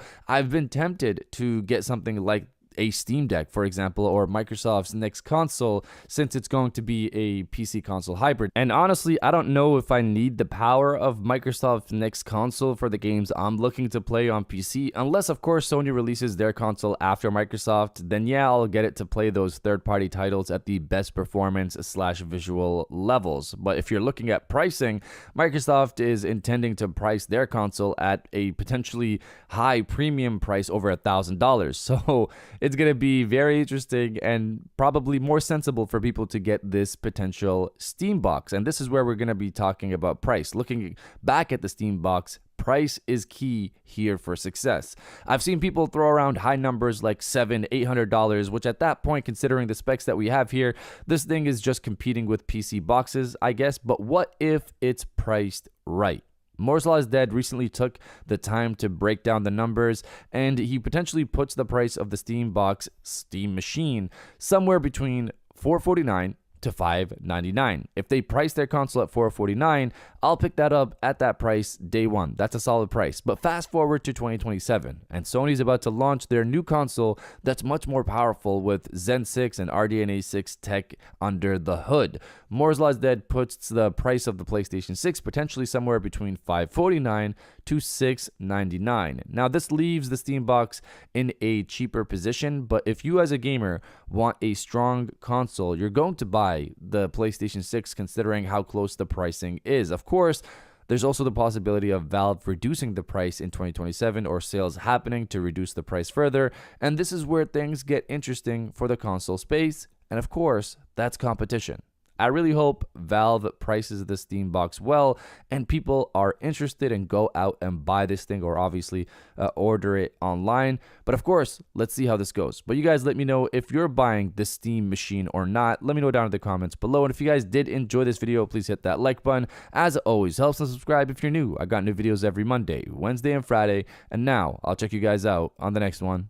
And welcome back to the after show. This is the part of the video where we have a little fun down in the comments below. If you're old, welcome back. If you're new, welcome. For today's thing, what I want you guys to do is to body, obliterate, destroy, and overall harass the comment section with the new console battle. This is obviously in reference to the Steam machine entering the arena against, Nintendo, PlayStation, and hopefully still Xbox in the near future when they decide to release their new box. And that's going to be really interesting, considering Steam is doing exactly what Xbox wants to do with what I'm hearing in the PC space, a better OS, better than what Windows has right now. But maybe in 2027, that Windows gaming UI that they decide to release is probably something, or hopefully something really good, and that elevates the competition in the space. We want all of these guys to succeed, and it's going to be really interesting to see how this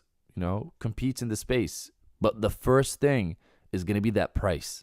I really hope they price it well. So if you're excited for the future of the console battle now that Valve is re-entering the arena, destroy the comment section with the new console battle, and I'll definitely heart those comments like I always do, because I appreciate everybody who stays to the end of my videos. And now I'll check you guys out on the next one.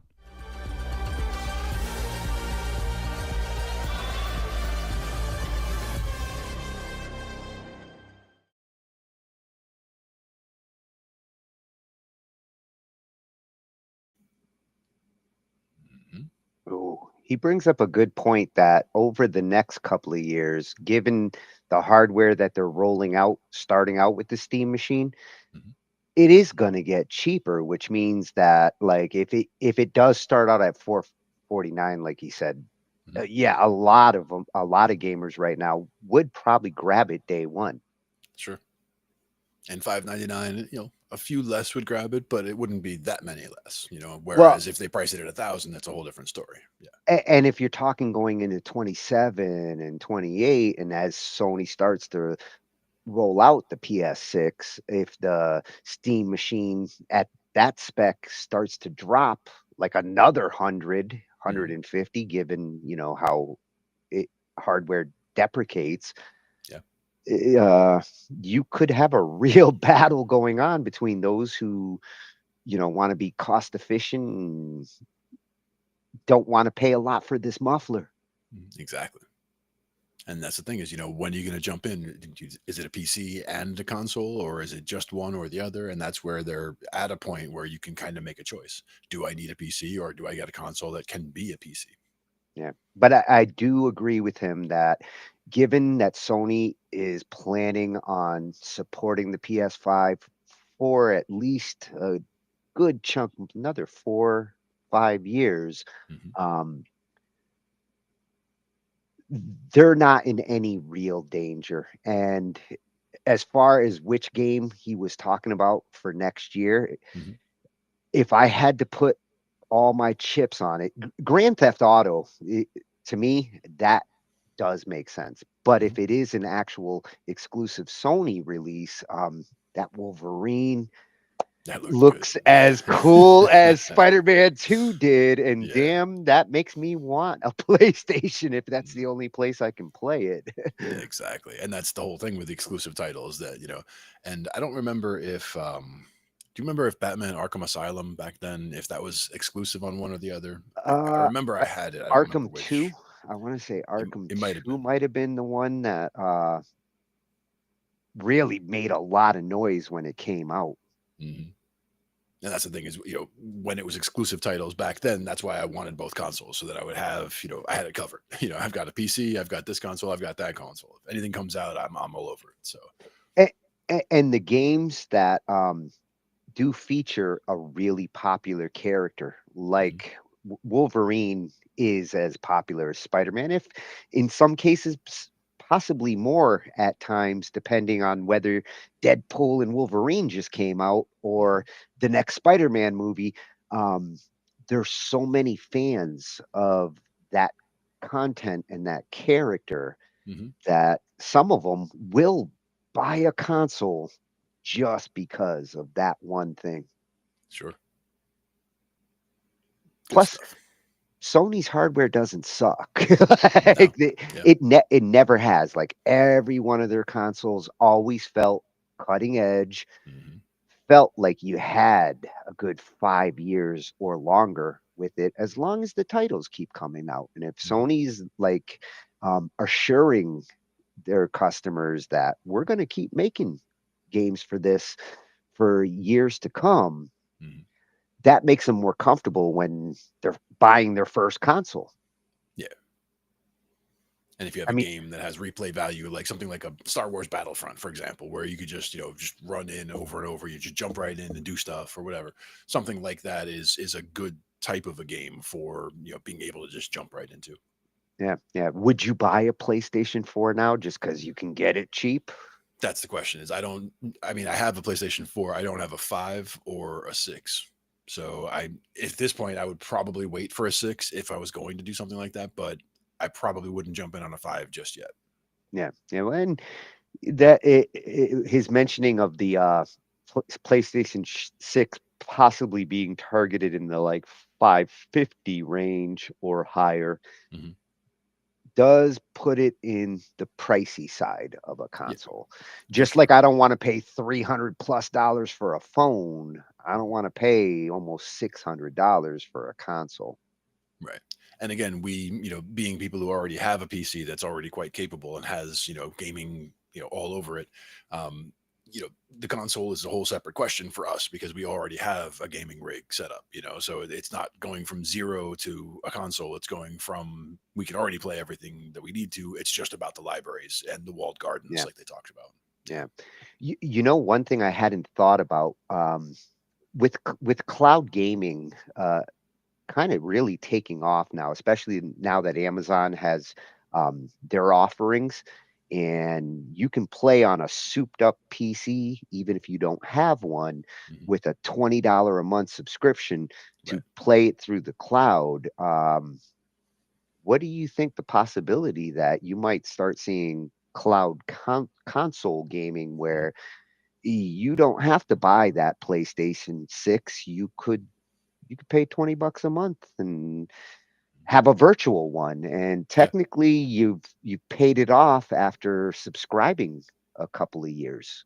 Yeah, exactly. And that's something that they could do because we talked about that at one point with the having a gaming machine just sitting somewhere on the internet that you can just attach to it, because all you need from your house is your keyboard or controller and your You video. need some kick-ass internet. When it Yes. comes to the cloud gaming, you can't be doing it on you better have a cable modem, and you better have great ping times, because you're controlling a machine off in the internet, and you don't want to be the one getting shot because your latency's too high. And we've tried music across the internet, and we know, latency it's music is one of those things that's very specific about that. Like if I'm trying to play guitar and you're trying to play keyboard and we're trying to play together, the amount of latency only has to be a tiny bit in order to throw everything off. If I'm trying to shoot people virtually through the internet, that's as important as that key playing a sound exactly when I hit it, not a split second later. Nope, timing is everything. Yep. Great info on the Sony side there.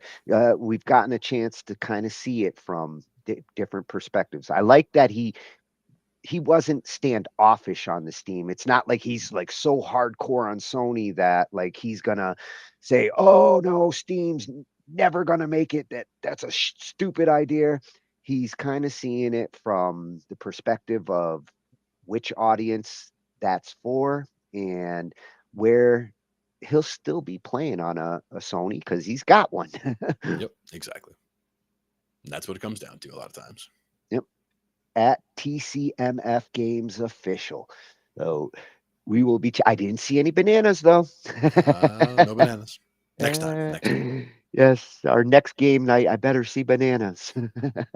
Banana phone.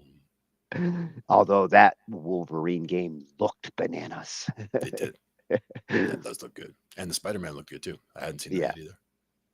Well, Spider-Man 3 probably will outsell Spider-Man 2. And if 2 was the second best selling, that could become the top, especially if they time it right with the Spider-Man movies. That's a big key there with Sony. To me, the movie or games like the Spider-Man or a Batman movie or game, that sort of thing, it all comes down to the controls and how well the controls relate and how comfortable they feel and how the character moves. Like, does Batman move like Batman when you're controlling it with the controller? Does Spider-Man, do the swinging and the, and the leaping and all that stuff? And is it easy to control and make it work? So that's what it comes down to usually. Yes, your controller better be able to snickety if it's gonna Wolverine. Exactly. Yeah. Got to get that sound effect. Yeah. And controllers.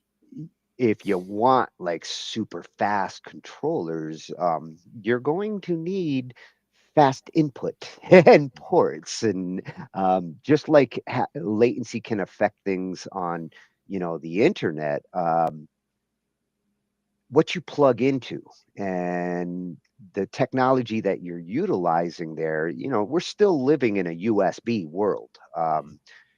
Granted, a lot of these consoles and a lot of gamers, they've happily gone to wireless, and we're going to look at that as well. But before we do, I wanted to clear up where we are with USB, because I thought I knew.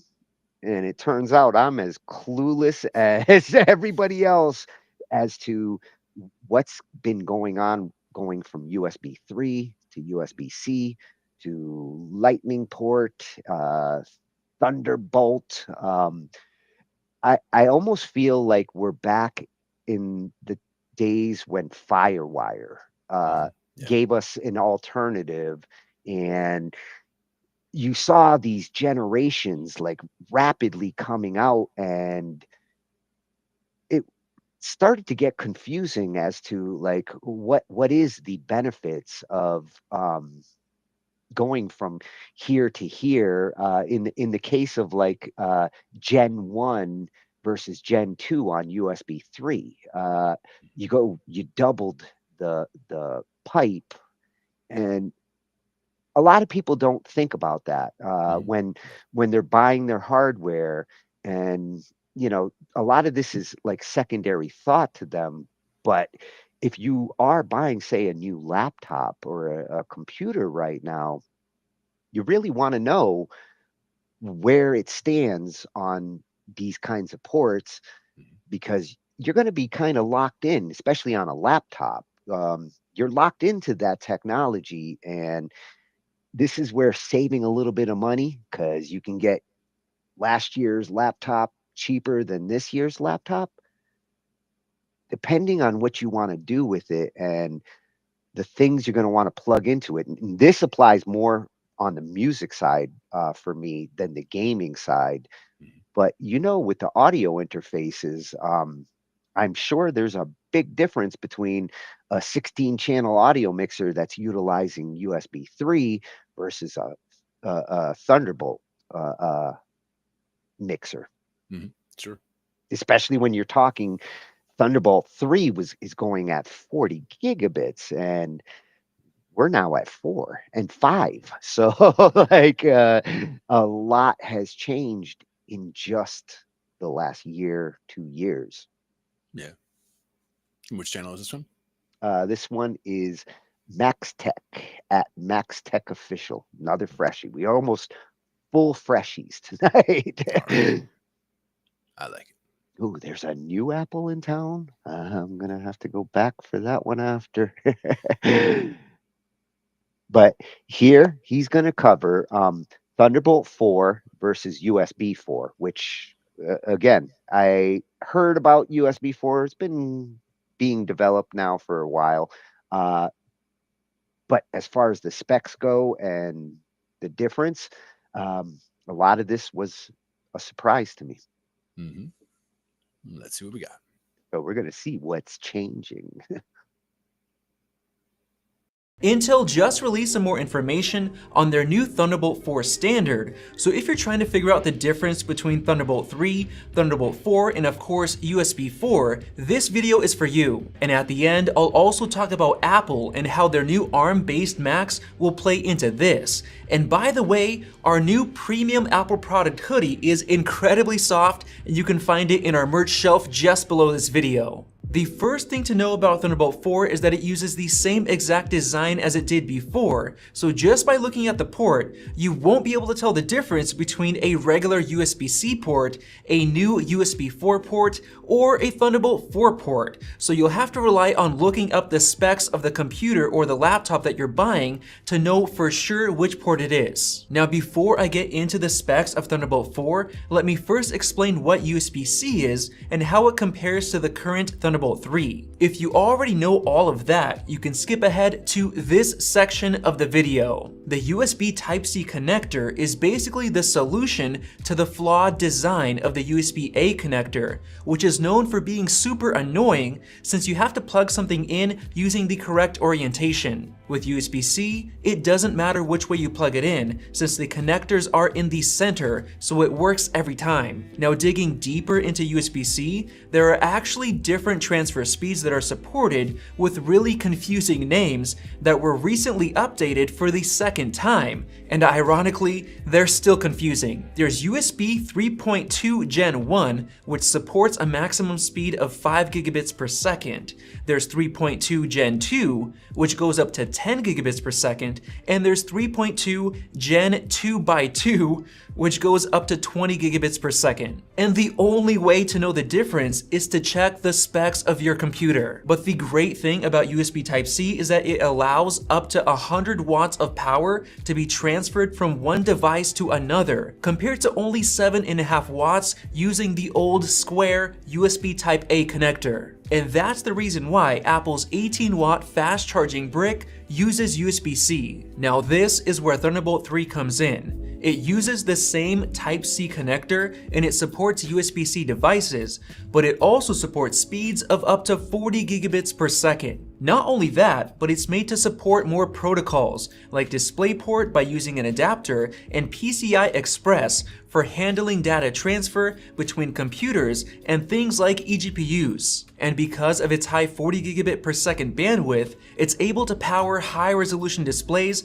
like 2 4K displays, a single 5K display, or even Apple's 6K Pro Display XDR by using a new version of display stream compression that squeezes all of those pixels into a less than 40 gigabit per second stream. And it can even be used to daisy chain multiple monitors or devices together and ultimately end up with just one cable being plugged into your computer. But keep in mind that there are some Thunderbolt 3 cables that only support 20 gigabit per second speeds, so it's very important to buy the right cable if you want the full 40 gig speed. And one more important thing to know about Thunderbolt 3 is that it almost always requires an Intel-made Thunderbolt 3 controller chip inside of the computer or laptop to support it. So every time you see a laptop with Thunderbolt 3 ports, they had to buy that chip from Intel and integrate it into their laptop. And on the other side, a device like an SSD that supports Thunderbolt 3 also needs a controller chip certified by Intel, which obviously isn't free.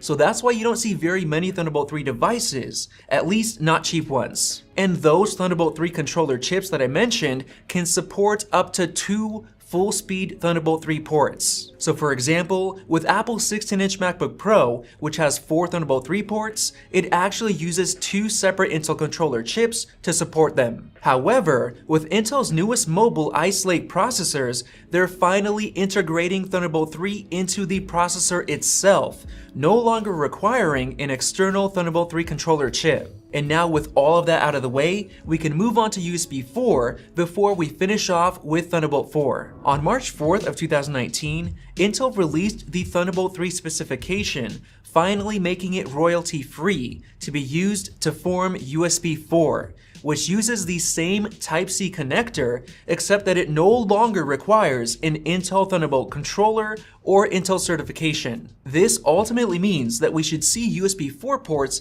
coming to basically every computer and laptop very soon. But the beauty of USB 4 is that it supports the same 40 gigabit per second speed as Thunderbolt 3, so you could potentially use a USB 4 port in the future to connect a 6K display. And to make it even better, USB 4 can support everything that Thunderbolt 3 supports, including DisplayPort and even PCI Express tunneling to use with an eGPU. And since it no longer requires a Thunderbolt controller chip, high-end devices like eGPUs are going to become cheaper and more widely available than ever before.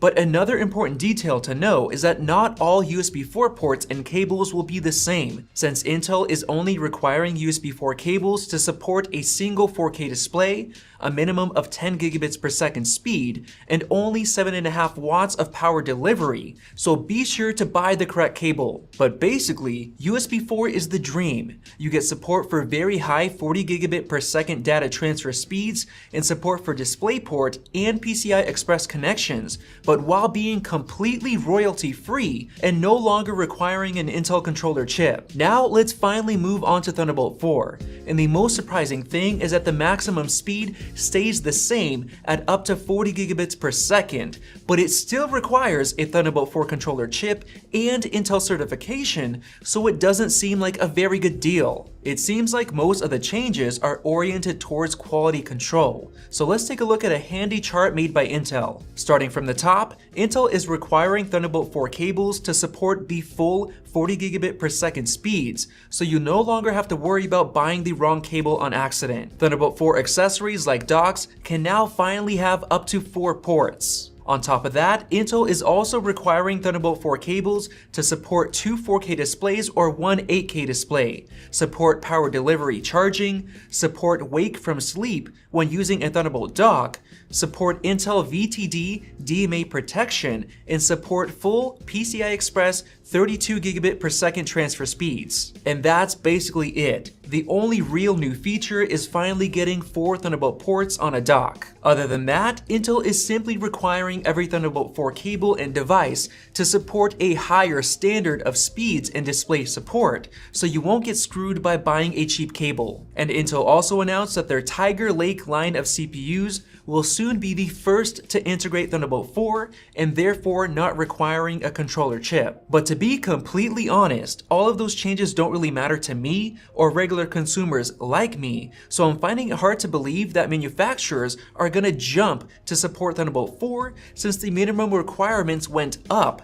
making cables more expensive to produce. And now let's finally finish off with what Apple is going to do now that they're ditching Intel chips and using their ARM-based chips, which will no longer support Thunderbolt. Wait, stop, that's totally wrong. Future Vadim right here, and as we were editing the video, Apple just sent a statement to Apple Insider saying that Apple's Silicon Macs are going to continue to support Thunderbolt despite the switch to ARM, so basically that answers the question. So there you guys have it. Hopefully you learned something new in this video, and if you did, click that circle above and check out our Apple product merch right below this video. Thanks for watching, and we'll see you in the next one.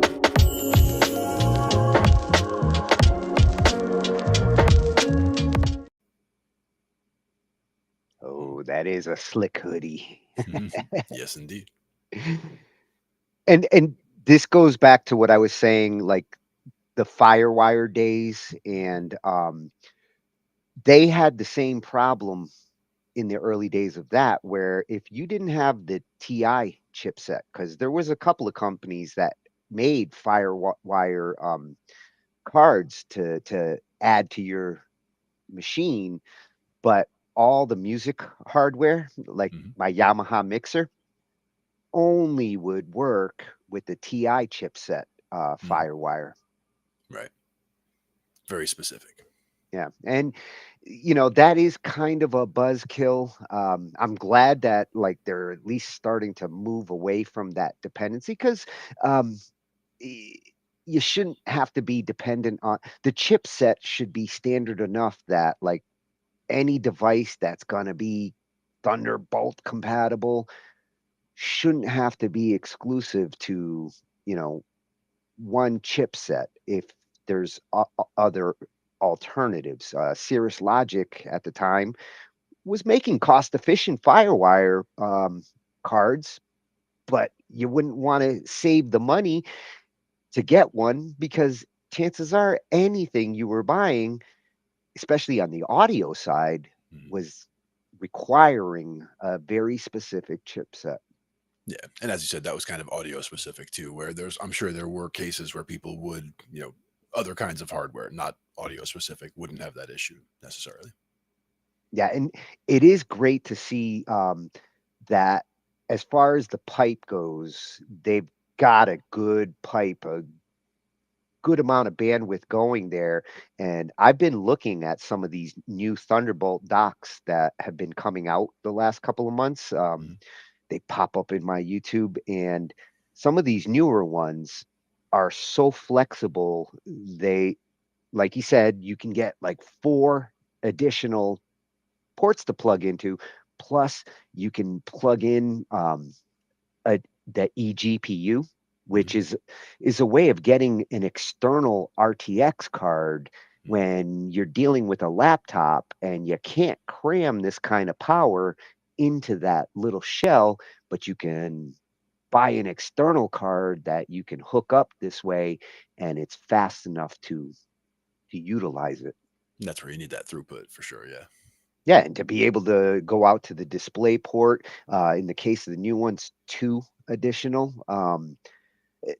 This is one of the reasons where this stuff will definitely be a big deal on your next laptops. If you are buying a new laptop and you're willing to pay the money for today's options, make sure that it's really future proof there, that it has something that's going to be able to offer that kind of expansion in the future. Exactly. Otherwise, you'd be buying another laptop in a couple of years. Yeah.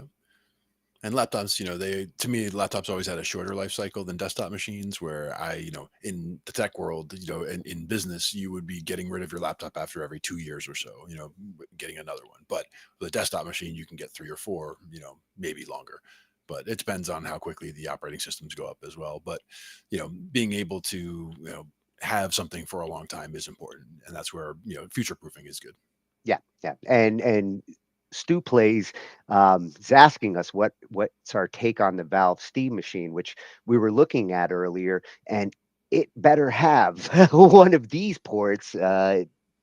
Better have something that's ready for tomorrow's bandwidth if it wants to compete on the um, operating system side. On the gaming side, a lot of these things like the speed of a USB or a Thunderbolt port isn't as big of a deal for console playing.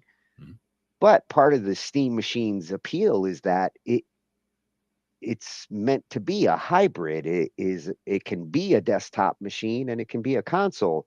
So I'm hoping that Valve doesn't ignore like the importance of having ports that are fast enough to take on tomorrow's options. Yeah, I'm sure that's something that they've considered. Yeah, and uh, uh, again, the eGPUs Mhm. gonna be a big deal going forward. Do you remember back in the USB 2 days, they started coming out with USB 2 video adapters? I don't think I ever messed with them too much, but no. I actually bought 2 of them, pieces of crap, but at the time, it was the only way that I could get a 3rd monitor, because the graphic cards back then, you were lucky if you could get one that supported 2 monitors, and with my music machine, I like to have a 3rd screen, and I actually bought a couple of USB 2 video adapters. Um One wasn't too bad, but it only lasted about a year before it became obsolete. Windows 7 was coming out, and the company was not supporting, the new operating system, so it was kinda like, "Oh, geez, I can only utilize this in my older operating system," and with USB 2, unfortunately, that was not fast enough to actually make a good, external video card. With the new speeds, 6K, I mean, if it can pump out 6K HDMI or DisplayPort, Mhm. now we're cooking with gas. Oh yeah, it's come a long way. Yeah, and we are living in a great time for expansion. Indeed. It's That also important that we, standardize. That's the other thing is, let's not do the Yeah. whole VHS Betamax thing again. Let's get, let's focus on getting, one kind of cable and get everybody on the same kind of cables. Well, and as he was looking at the Thunderbolt 4 and wondering, like, well, the speeds are still the same, and is it really worth making sure that you have it?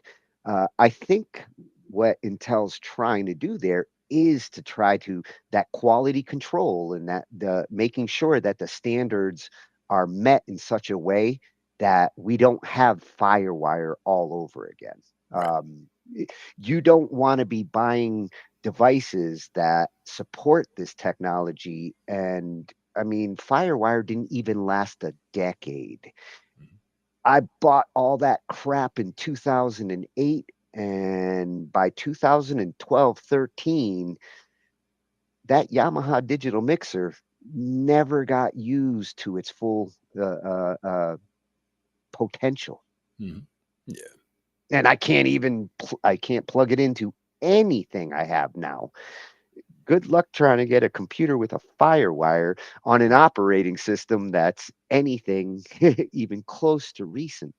Hmm. So I hope they don't make that kind of mistake again. This is good hardware that should take us into the next decade. Hmm. I hope Intel, you're listening. Yep. And thank you, Max Tech, for clearing up some of my misconceptions when it came to Thunderbolt and USB-C. I'm glad that they've gotten to the point where they've at least standardized the plug, and it's no longer like doesn't matter how you plug it in, but we're still in that same complication where you got to make sure you got compatible cables. Yep. You want to buy hardware that's supports what you're plugging it into. So like he said, check your computer specs to see what your computer supports, and when you buy external devices, get the devices that take advantage of the proper port, because it's silly to go buy a device that supports a newer standard than the device that you're being plugged into does. Sure. And that's again part of the whole, needing to upgrade like a laptop, for example, every few years because standards like this will change every once in a while. Yeah, and some people end up finding out whether it works or supports, and whether you get the full benefits after they buy it and Yeah. plug it in, and it's like, why am I not getting the speeds, or why doesn't it even work? Right. Then the why doesn't it even work is the worst, because then is it the cable or is it not the cable? You have no idea. Yeah.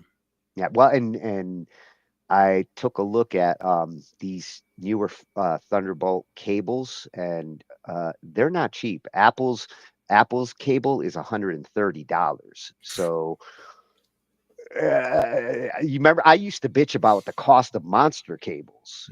Yep. I mean, they were worth it in some cases, especially if you're talking like video or like high-end audio. It was worth paying extra to get like solid monster cables, but I don't ever remember like something costing more than worse $60-$70, and that's for like super duper HDMI. Like Yeah. Cables are fun. yeah, and yeah, right now you Type C is the new standard. If you're buying a laptop, you need at least one of them in there. Mhm. And if you do have one in there, and it's a modern one, like the USB speeds we're seeing with 3 and 4 here, 3.2 generation, that one plug can easily break out and give you a couple of extra USB plugs, some old school USB 3 style. And you can, in the case of my adapter, it also has an HDMI out. So one little $5 adapter, I expand my USB plugs. I get 2 extra plugs, one old style, another USB-C to extend it, plus an HDMI, and that's a $5 adapter. Nice. So you got a lot of options nowadays if you get hardware that's at least in the last couple of years.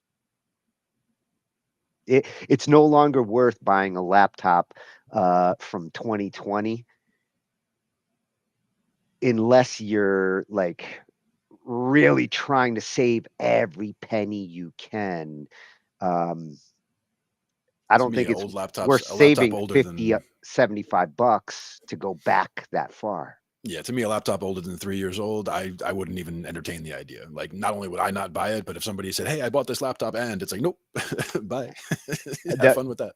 The only way I get laptops like that is they're hand-me-downs. I do have 3 or 4 laptops sitting in here that I don't even use because they got handed down. Like my clients, my brother, my niece, they just upgraded, and like I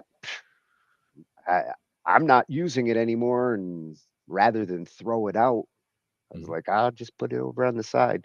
It's not that I can't find a home for it. It's just not something I'm gonna use. Exactly. Yeah. So at Max Tech Official, awesome information there. And another freshie here from Superstar Review. Although you can't put the star in the at because that's a special character. But at Super Review is another site that, goes into the specs of the technology, does some reviews on different gear. I mean, he's got stuff on all sorts of different hardware. And in this case, what's useful about this video, I was hunting around for like a good video to explain more so like where Bluetooth is, where it's at now and what they're like cooking up.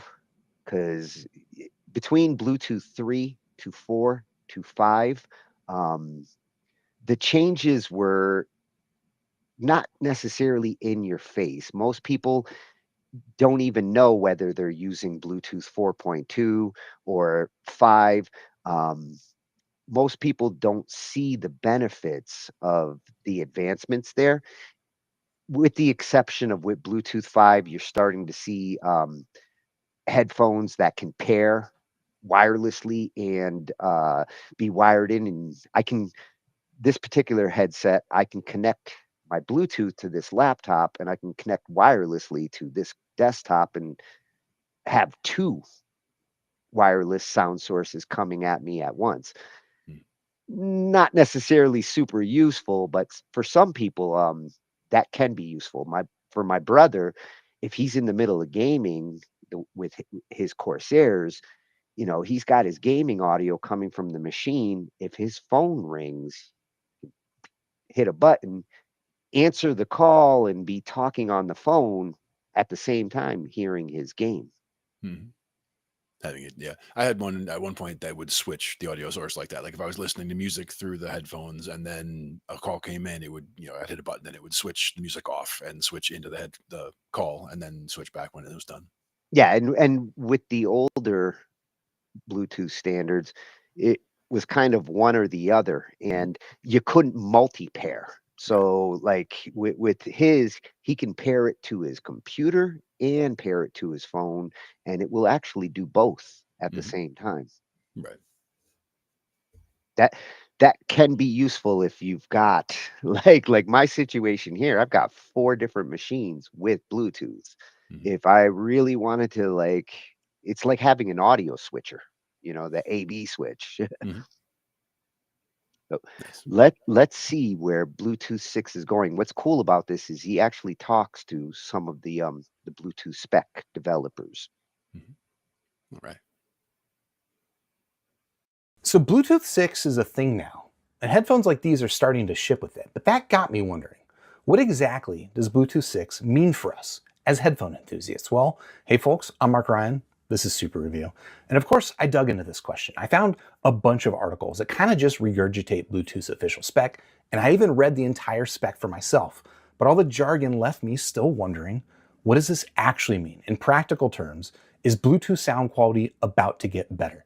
So I reached out to the folks at the Bluetooth SIG. They're the organization that develops new Bluetooth specs, and they agreed to hop on a call with me and answer all of my questions. And you don't have to answer for Sony. And in this episode of Waveguide, we're going to cover what Bluetooth 6 really means for audio enthusiasts, what it doesn't mean, and even talk about some upgrades that we can expect in an even more future version of Bluetooth. But before we get to that, a quick shout out to HiFiGo for making Waveguide videos like this one possible.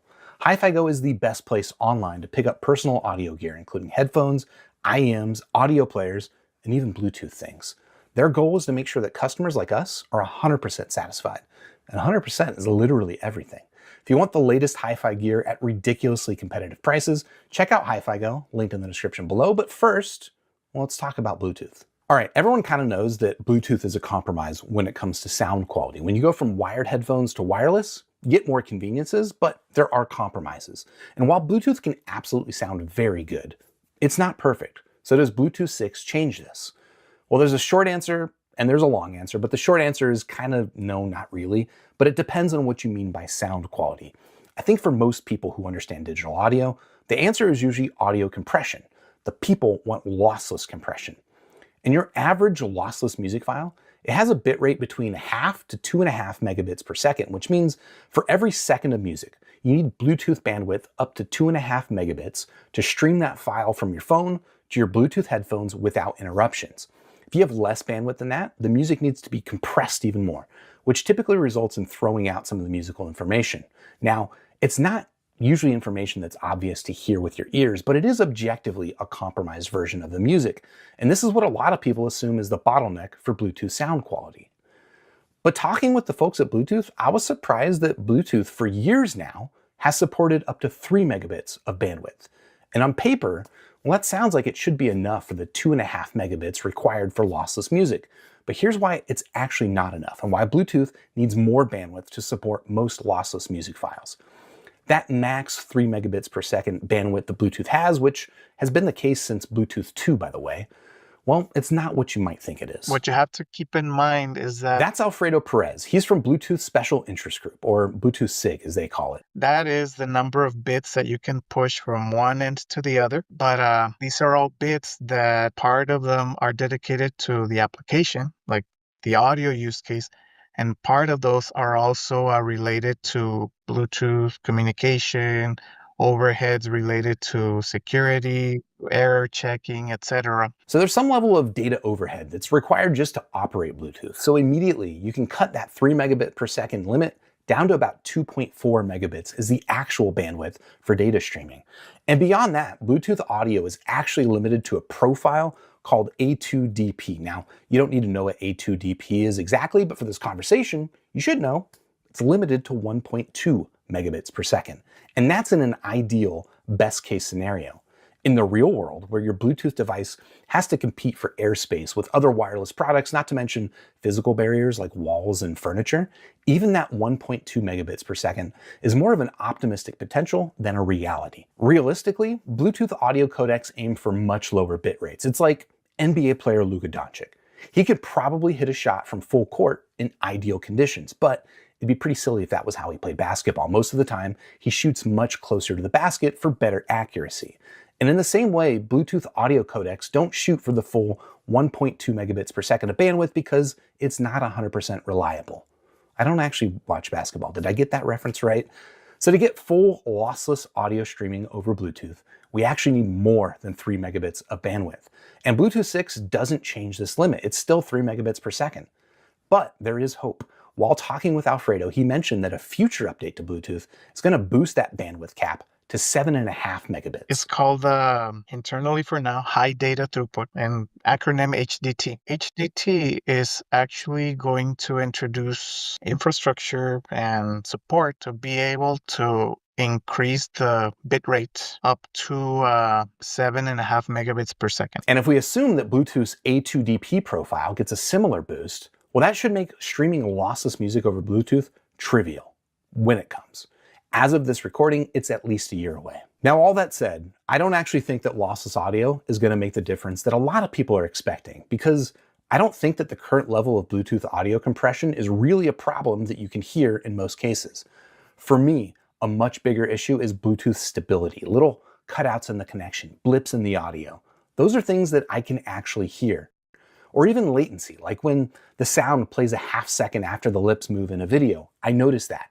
And that's where some of the updates to Bluetooth 6 might actually make a difference. So let's go through them. Now, the headline feature for Bluetooth 6 is called channel sounding, but despite it having sound in the name, it actually has nothing to do with sound quality. Channel sounding at a high level, this is introducing what's called fine ranging capabilities that allow two Bluetooth devices to estimate the distance between one another. So for audio, that doesn't do anything. Channel sounding just lets Bluetooth devices know how far away they are from other Bluetooth devices, which maybe could be used to make something like an Apple AirTags alternative, or maybe you could use your phone to unlock a car door, but it's not going to make Bluetooth headphones sound better.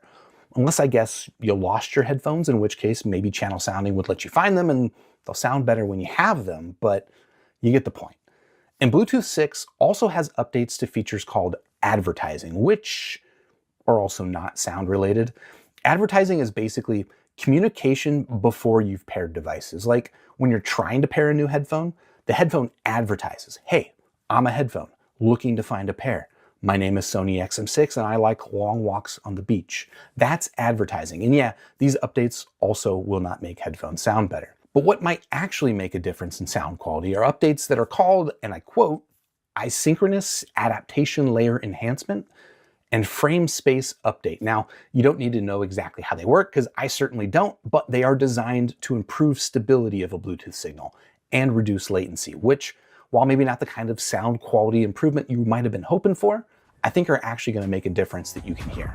So I don't know, was that anticlimactic? Bluetooth 6 isn't going to bring us lossless high-res audio over Bluetooth. And personally, I mean, I think it'd be nice, but I'm okay with that. Improvements to stability and latency, they make sense to me as a higher level priority. And it's not like we're never going to get lossless audio. We're just going to have to look forward to the next big update to Bluetooth. Big thanks to Alfredo at the Bluetooth SIG for taking the time to help me make sense of all of this, and thanks again to HiFiGo for making this video possible. HiFiGo is actually selling Bluetooth 6 devices already, so if you want to take the plunge, I've got them linked in the description down below. And while you're down there, if you haven't already, well, hit the like button, subscribe to the channel, ding the YouTube bell, and join me on Discord, also linked in the description, and I'll catch you in the next super review. Cheers.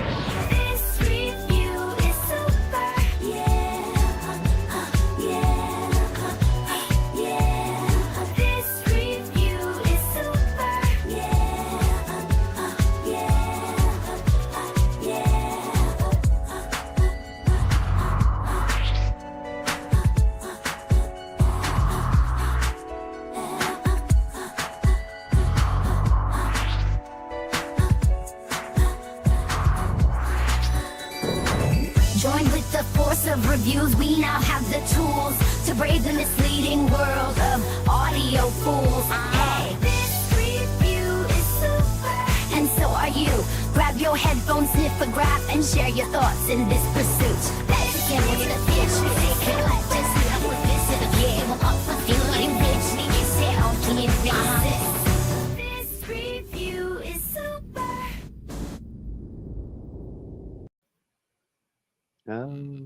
That review was super. Extra super.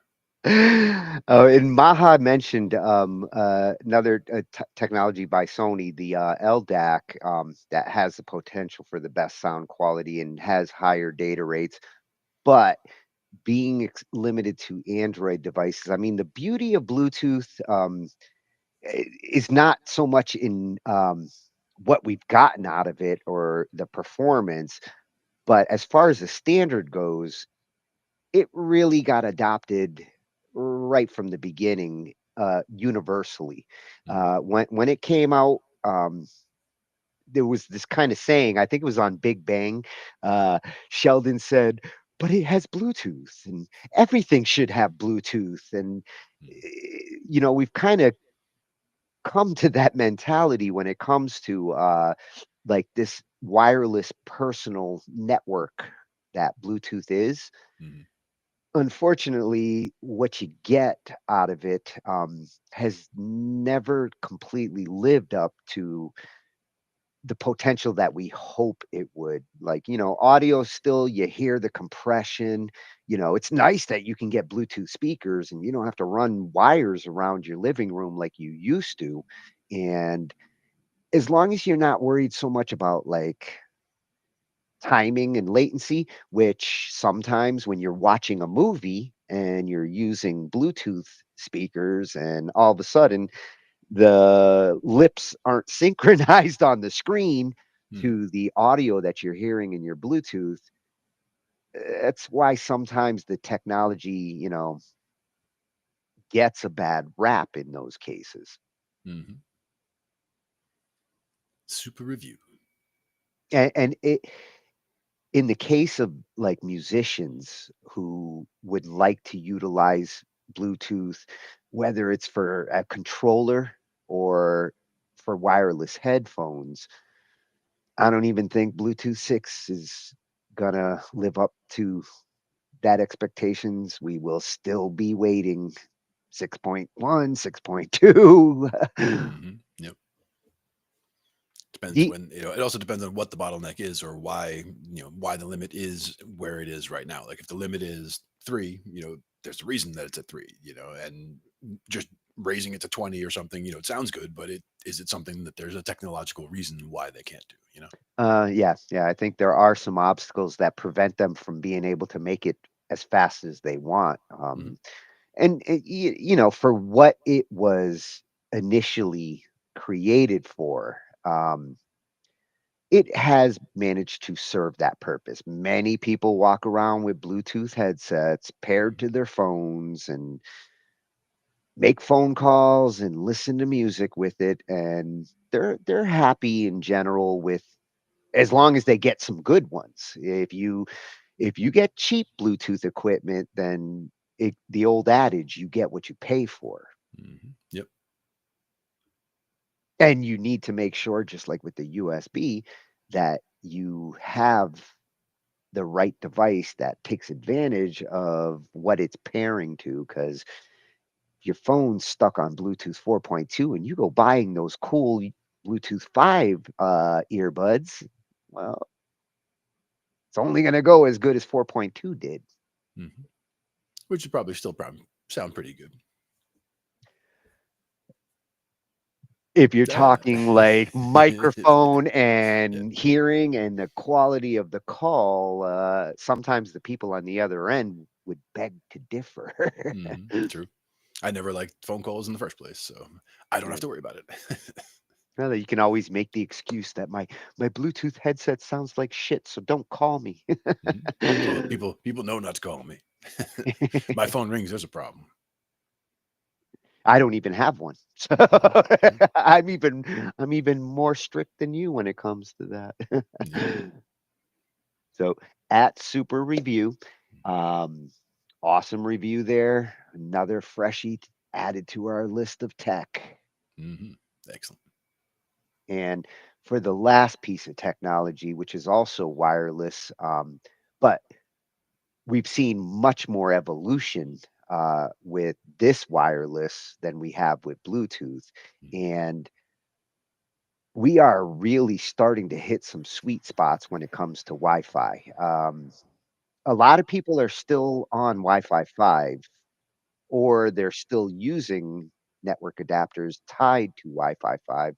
But Wi-Fi 6 over the last couple of years really started to open up faster speeds, and Wi-Fi 7 is getting really interesting. I mean, it's still kind of young. Y- your new phone's gonna start incorporating this technology, and if you are buying a new phone, you should actually check to see whether like it's capable of connecting here, because there's a good chance in the future, if you upgrade your wireless like we did last night, you're going to want your devices to be able to connect at these new speeds. It's a significant jump. Yep.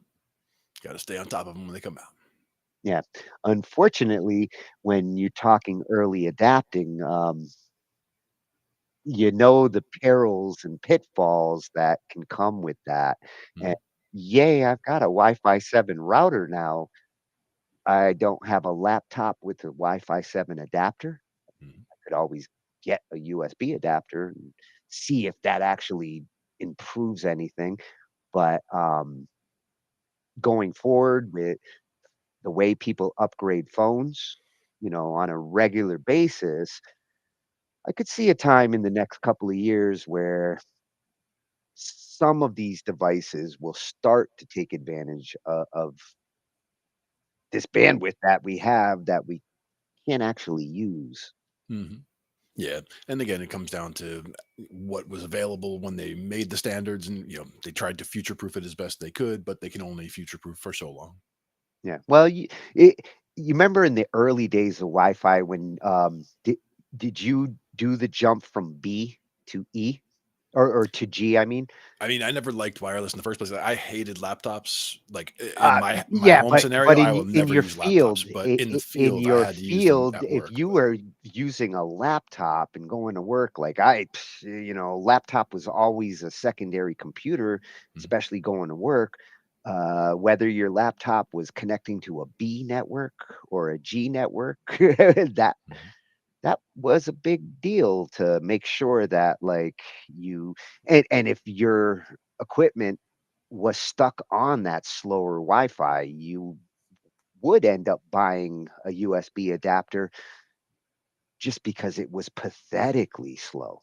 And that's the thing is to me, again, being a gamer, as long as I've been, using a wireless connection was never something I looked at seriously for anything, for me. And when it came to anything in my house, like, when you have your wireless headphones so you can go outside, I mean, I can't get more than 6 feet away from my computer in my house. So Yeah. like I have a wire, but I don't care because, I don't ever have to worry about batteries. I don't ever have to worry about signal. I don't ever have to worry about so many different things that you have to worry about with wireless stuff. So it's just, to me, just wired is very easy. It's right there. It's done.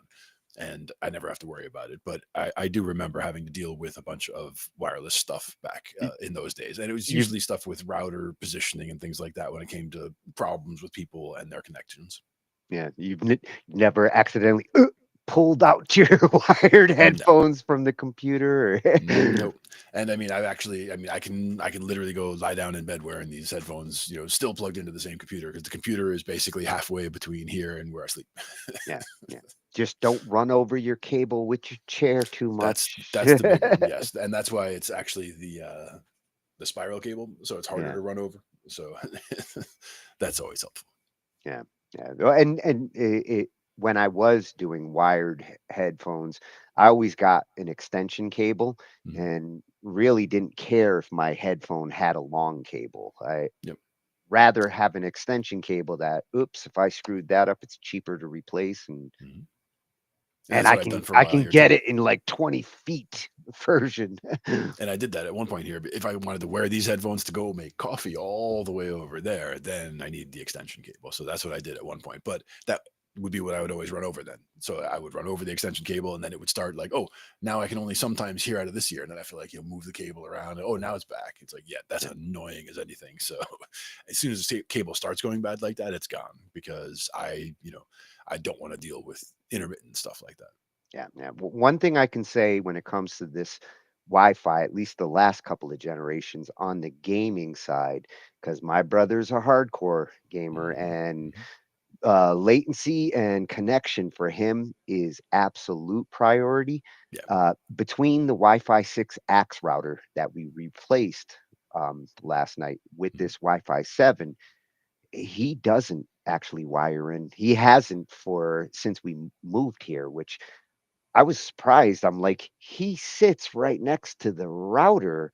Like he doesn't even need a long wired cable to go directly into it. And um, he, strangely enough, gets better speed connecting with his Wi-Fi directly to the Starlink than going into the wired router that has to connect to the Starlink through wireless anyway. So he's actually in pretty good shape with this Wi-Fi 7 now. His ping times almost look like cable modem ping times. Nice.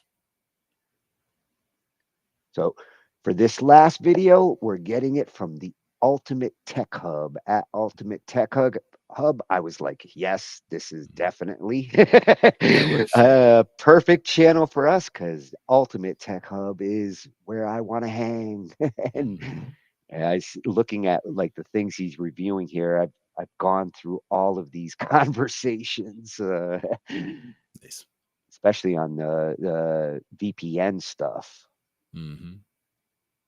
And with this one, I chose this one over another Wi-Fi 7 explanation because not only does he cover like the benefits that you do get with Wi-Fi 7, because there are some, but he's very realistic about don't be thinking that like that $500 router you just bought with Wi-Fi 7 is going to make a drastic change in your current situation because it takes multiple things to happen to make these benefits actually happen. Like these kinds of protocol changes and this kind of technology takes more than just getting a new router. It takes device support. In some cases, the operating system might need to actually figure out its ass from its elbow to support it. So far, everything does look good with this new router we have. I did see significant upload changes. My download speeds no different than the Wi-Fi 6 AX protocol. Right. But hey, it's a start. An improvement. Yeah. Wi-Fi 7 has a major problem. Actually, 3 major problems. But spoiler alert, it's not Wi-Fi 7's fault. So stick around, this is gonna be good. Wireless technology has come a long way in the last 6 or 7 years. And we've gone from Wi-Fi 6 to Wi-Fi 6E to Wi-Fi 7. And yes, Wi-Fi 8 is coming soon. But while all these new technologies sound great, there is a major problem with Wi-Fi 7. So we're going to discuss those problems and the solutions. Wi-Fi 7, also known as IEEE 802.11be, is the newest wireless standard. Wi-Fi 7's key features are 46 gigabits per second theoretical data rates, 320 megahertz channel bandwidths, 4096 QAM, and MLO, multi-link operation. And Wi-Fi 7 supports tri-band operation using the 2.4, the 5, and the 6 gigahertz bands. It also utilizes advanced technologies like OFDMA and MU-MIMO to optimize performance. And all these specifications sound great, but there are some major problems here. You see, Wi-Fi 7 and Wi-Fi 6E share one common feature, and that's the 6 gigahertz band.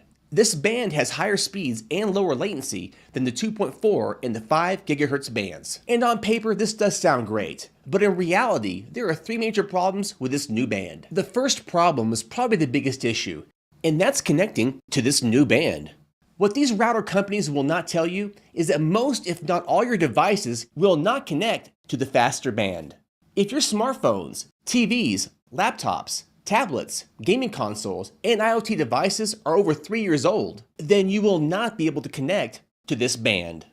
And that's because these devices need a wireless card, which requires a specialized chipset and other hardware components that are different from those used in older Wi-Fi standards, like Wi-Fi 6. So if you think a software update or a firmware update is all you need, well, that won't work. This is a hardware issue. And to make matters worse, if you don't have this Wi-Fi chipset in your device, you won't even be able to see the SSID in the network connection list. Yikes. So what's the solution to this problem? Well, you'll have to buy all new devices that support Wi-Fi 7. But here is another problem. Only the newer smartphones, laptops, and PS5s are compatible with Wi-Fi 7. TVs, tablets, streaming boxes, and IoT devices are not yet available with the new Wi-Fi 7 chipset. However, some of these devices can connect to the 6 GHz band, but only have Wi-Fi 6E capabilities, which means slower speeds and higher latency. Just so you understand, Wi-Fi 7 and Wi-Fi 6E are not the same. They both share the same 6 GHz band, but Wi-Fi 7 can achieve speeds up to 46 gigabits per second, and Wi-Fi 6E maxes out at 9.6 gigabits per second, which is a huge difference. But here is the second problem with Wi-Fi 7, and that's the range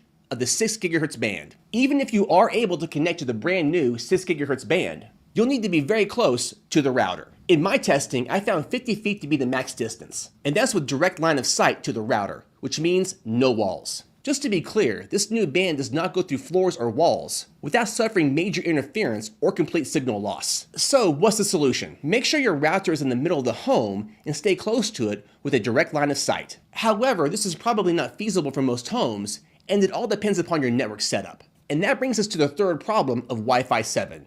And we're talking about speeds. 46 gigabits per second is a huge number, but that's only theoretical. You see, most households only have 1 gig speeds or less. And I would say most homes are way less than that. Most likely 500 megabits per second or less. But here's the most interesting numbers when it comes to speed. Let's talk about the band speeds. The 2.4 gigahertz band has a max speed of 100 megabits per second.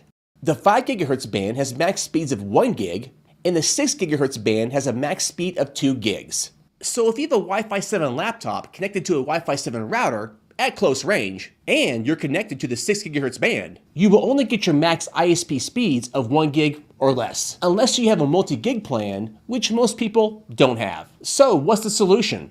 Upgrade your ISP plan to a multi-gig plan like 2 gig or 3 gig. However, that's not usually an option, and that can be rather expensive. So what's the bottom line? If you have no plans on upgrading your devices or your ISP plan to a multi-gig plan, then you should avoid buying a Wi-Fi 7 or even a Wi-Fi 6E router because it won't make any difference. However, if you plan on buying new devices and upgrading your ISP plan to a multi-gig plan, then buying a Wi-Fi 7 or Wi-Fi 6E router makes sense. Because in my opinion, it's always good to future-proof your home network. Wi-Fi 7 technology is amazing, but our ISP plans and devices have not caught up with it yet. If you want the easiest and most cost-effective solution, then buy a Wi-Fi 6 router and call it a day. Forget about the 6 GHz band for now. But there is a bit of good news, and that's the latency improvements of Wi-Fi 7.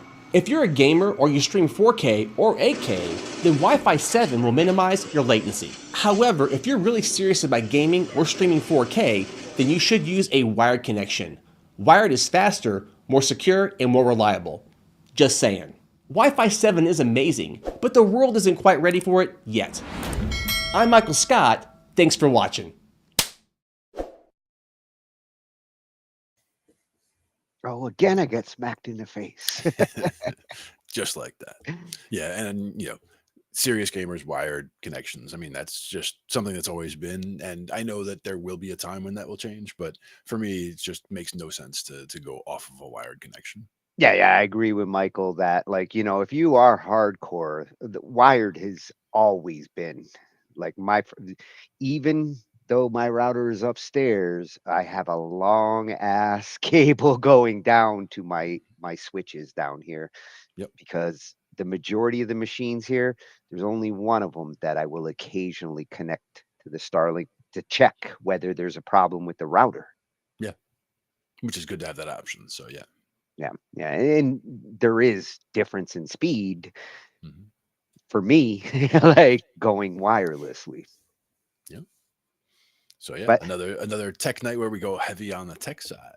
Yeah. And again, fair, honest assessment, not trying to pitch anything, just kind of giving the facts. And right now, considering the price difference, some of these Wi-Fi 7 routers, they're $300 to $500, and these 6-ax technology, you can get them now around 100, 125. So why spend 3 times as much for something that you really can't take advantage of right now? Yeah, unless again you're future proofing for you're buying it now, planning for the next few years or what have you. Which is why we did do it. Part of it was future proofing. The other aspect of it was the mesh networking. Getting the mesh network was actually the biggest upgrade that I got with this, because the 2 satellites we now have spread around the house, 6,000 feet of coverage all around the house. So, and the nice thing with the mesh is I'm not dealing with the extenders that I used to, where we had Dumont Home, we had Dumont Home Extension 2.4, 2.5, and then Extension 2, and 2 of those. The mesh network, it's just one network, and wherever you are, it connects to the closest satellite and utilizes the same speed. So it's simplified a lot here. Nice. Good solution. Yeah. And his biggest point there, for most people, it is going to be about phones and smart TVs. When it comes to the things that actually do need wireless in this house, it's the phones and the televisions most of all. And if they're not supporting it yet, then till we buy another TV that does, it really isn't a big deal. Exactly. Great advice, Mike, at Ultimate Tech Hub. All right. Oh, boy. Good stuff all around. That was highly educational for me. A few things that I kind of knew about, but really did need to square away. The USB stuff Yeah, yeah. is much clearer to me now, and whether I will buy a PlayStation, given what he just said, that it does actually support Wi-Fi 7 already with the 5s. I hope that Valve is paying attention to that kind of feature with their Steam box. Otherwise, they're already going to be locking themselves into back older technology if they don't take care of that. Sure. Yeah, we didn't look too close into the specs on what the networking would be like on the Steam box, but I assume it would just be standard. Yeah, a lot of the information out there goes into the CPU and the RAM. They don't really talk about any of that. So I'm going to have to do some more hunting, because if it does come out at 450, I wouldn't be surprised if Rick ends up grabbing one, just because I know he's itching to like get back into console mode upstairs. Sure. Well, he's got a lot of game options now, though, for sure. Yeah. Well, he's happy with his gaming PC, but he's got his like man pad upstairs, and like they said in one of the videos, a lot of gamers are finding it cool to be able to get away from the PC and play wherever you want. Yeah, exactly. Gotta love it with the games. We filled our brains with a lot of IT tonight. Next week we're going to be going into Thanksgiving, so I think we'll be taking a look back at some of the cool stuff we looked at this year, because we did look at some very cool things. Absolutely. Gobble gobble, everybody. Yep. And Sunday we should have a new show popping in. I think they're still cooking it up. And then Monday we'll be back with Motivational Mondays with Wally G. Nice. Have a good weekend, everybody. Thanks for joining us. We'll see you then. Talking shh. We cover digital audio workstations and music tools. We explore theory, gear, and MIDI too. How to arrange, compose, and the art of arranging. Taking a look at AI and how the times have changed. On a PC or a Mac, and even with a mobile device, we'll be talking about it all every Thursday night. From software to plugins and synths that entice. Dive deep into tech and let creativity take flight. Talkin IT. We're talking IT. Come and join in and have some fun. It's highly educational with a lot to learn. From bedroom producers to seasoned pros, we're breaking it down so knowledge grows. Whether you're a DJ or a beat making wizard, we got the tips and tricks to make your sound sizzle. Mixing and mastering, that's our jam. With the tutorials and tips on how much RAM. Get the best quality from your setup and gear. Tune in every week and lend us your ear. We're talking IT. Come and join in and have some fun. It's highly educational with a lot to learn. We're talking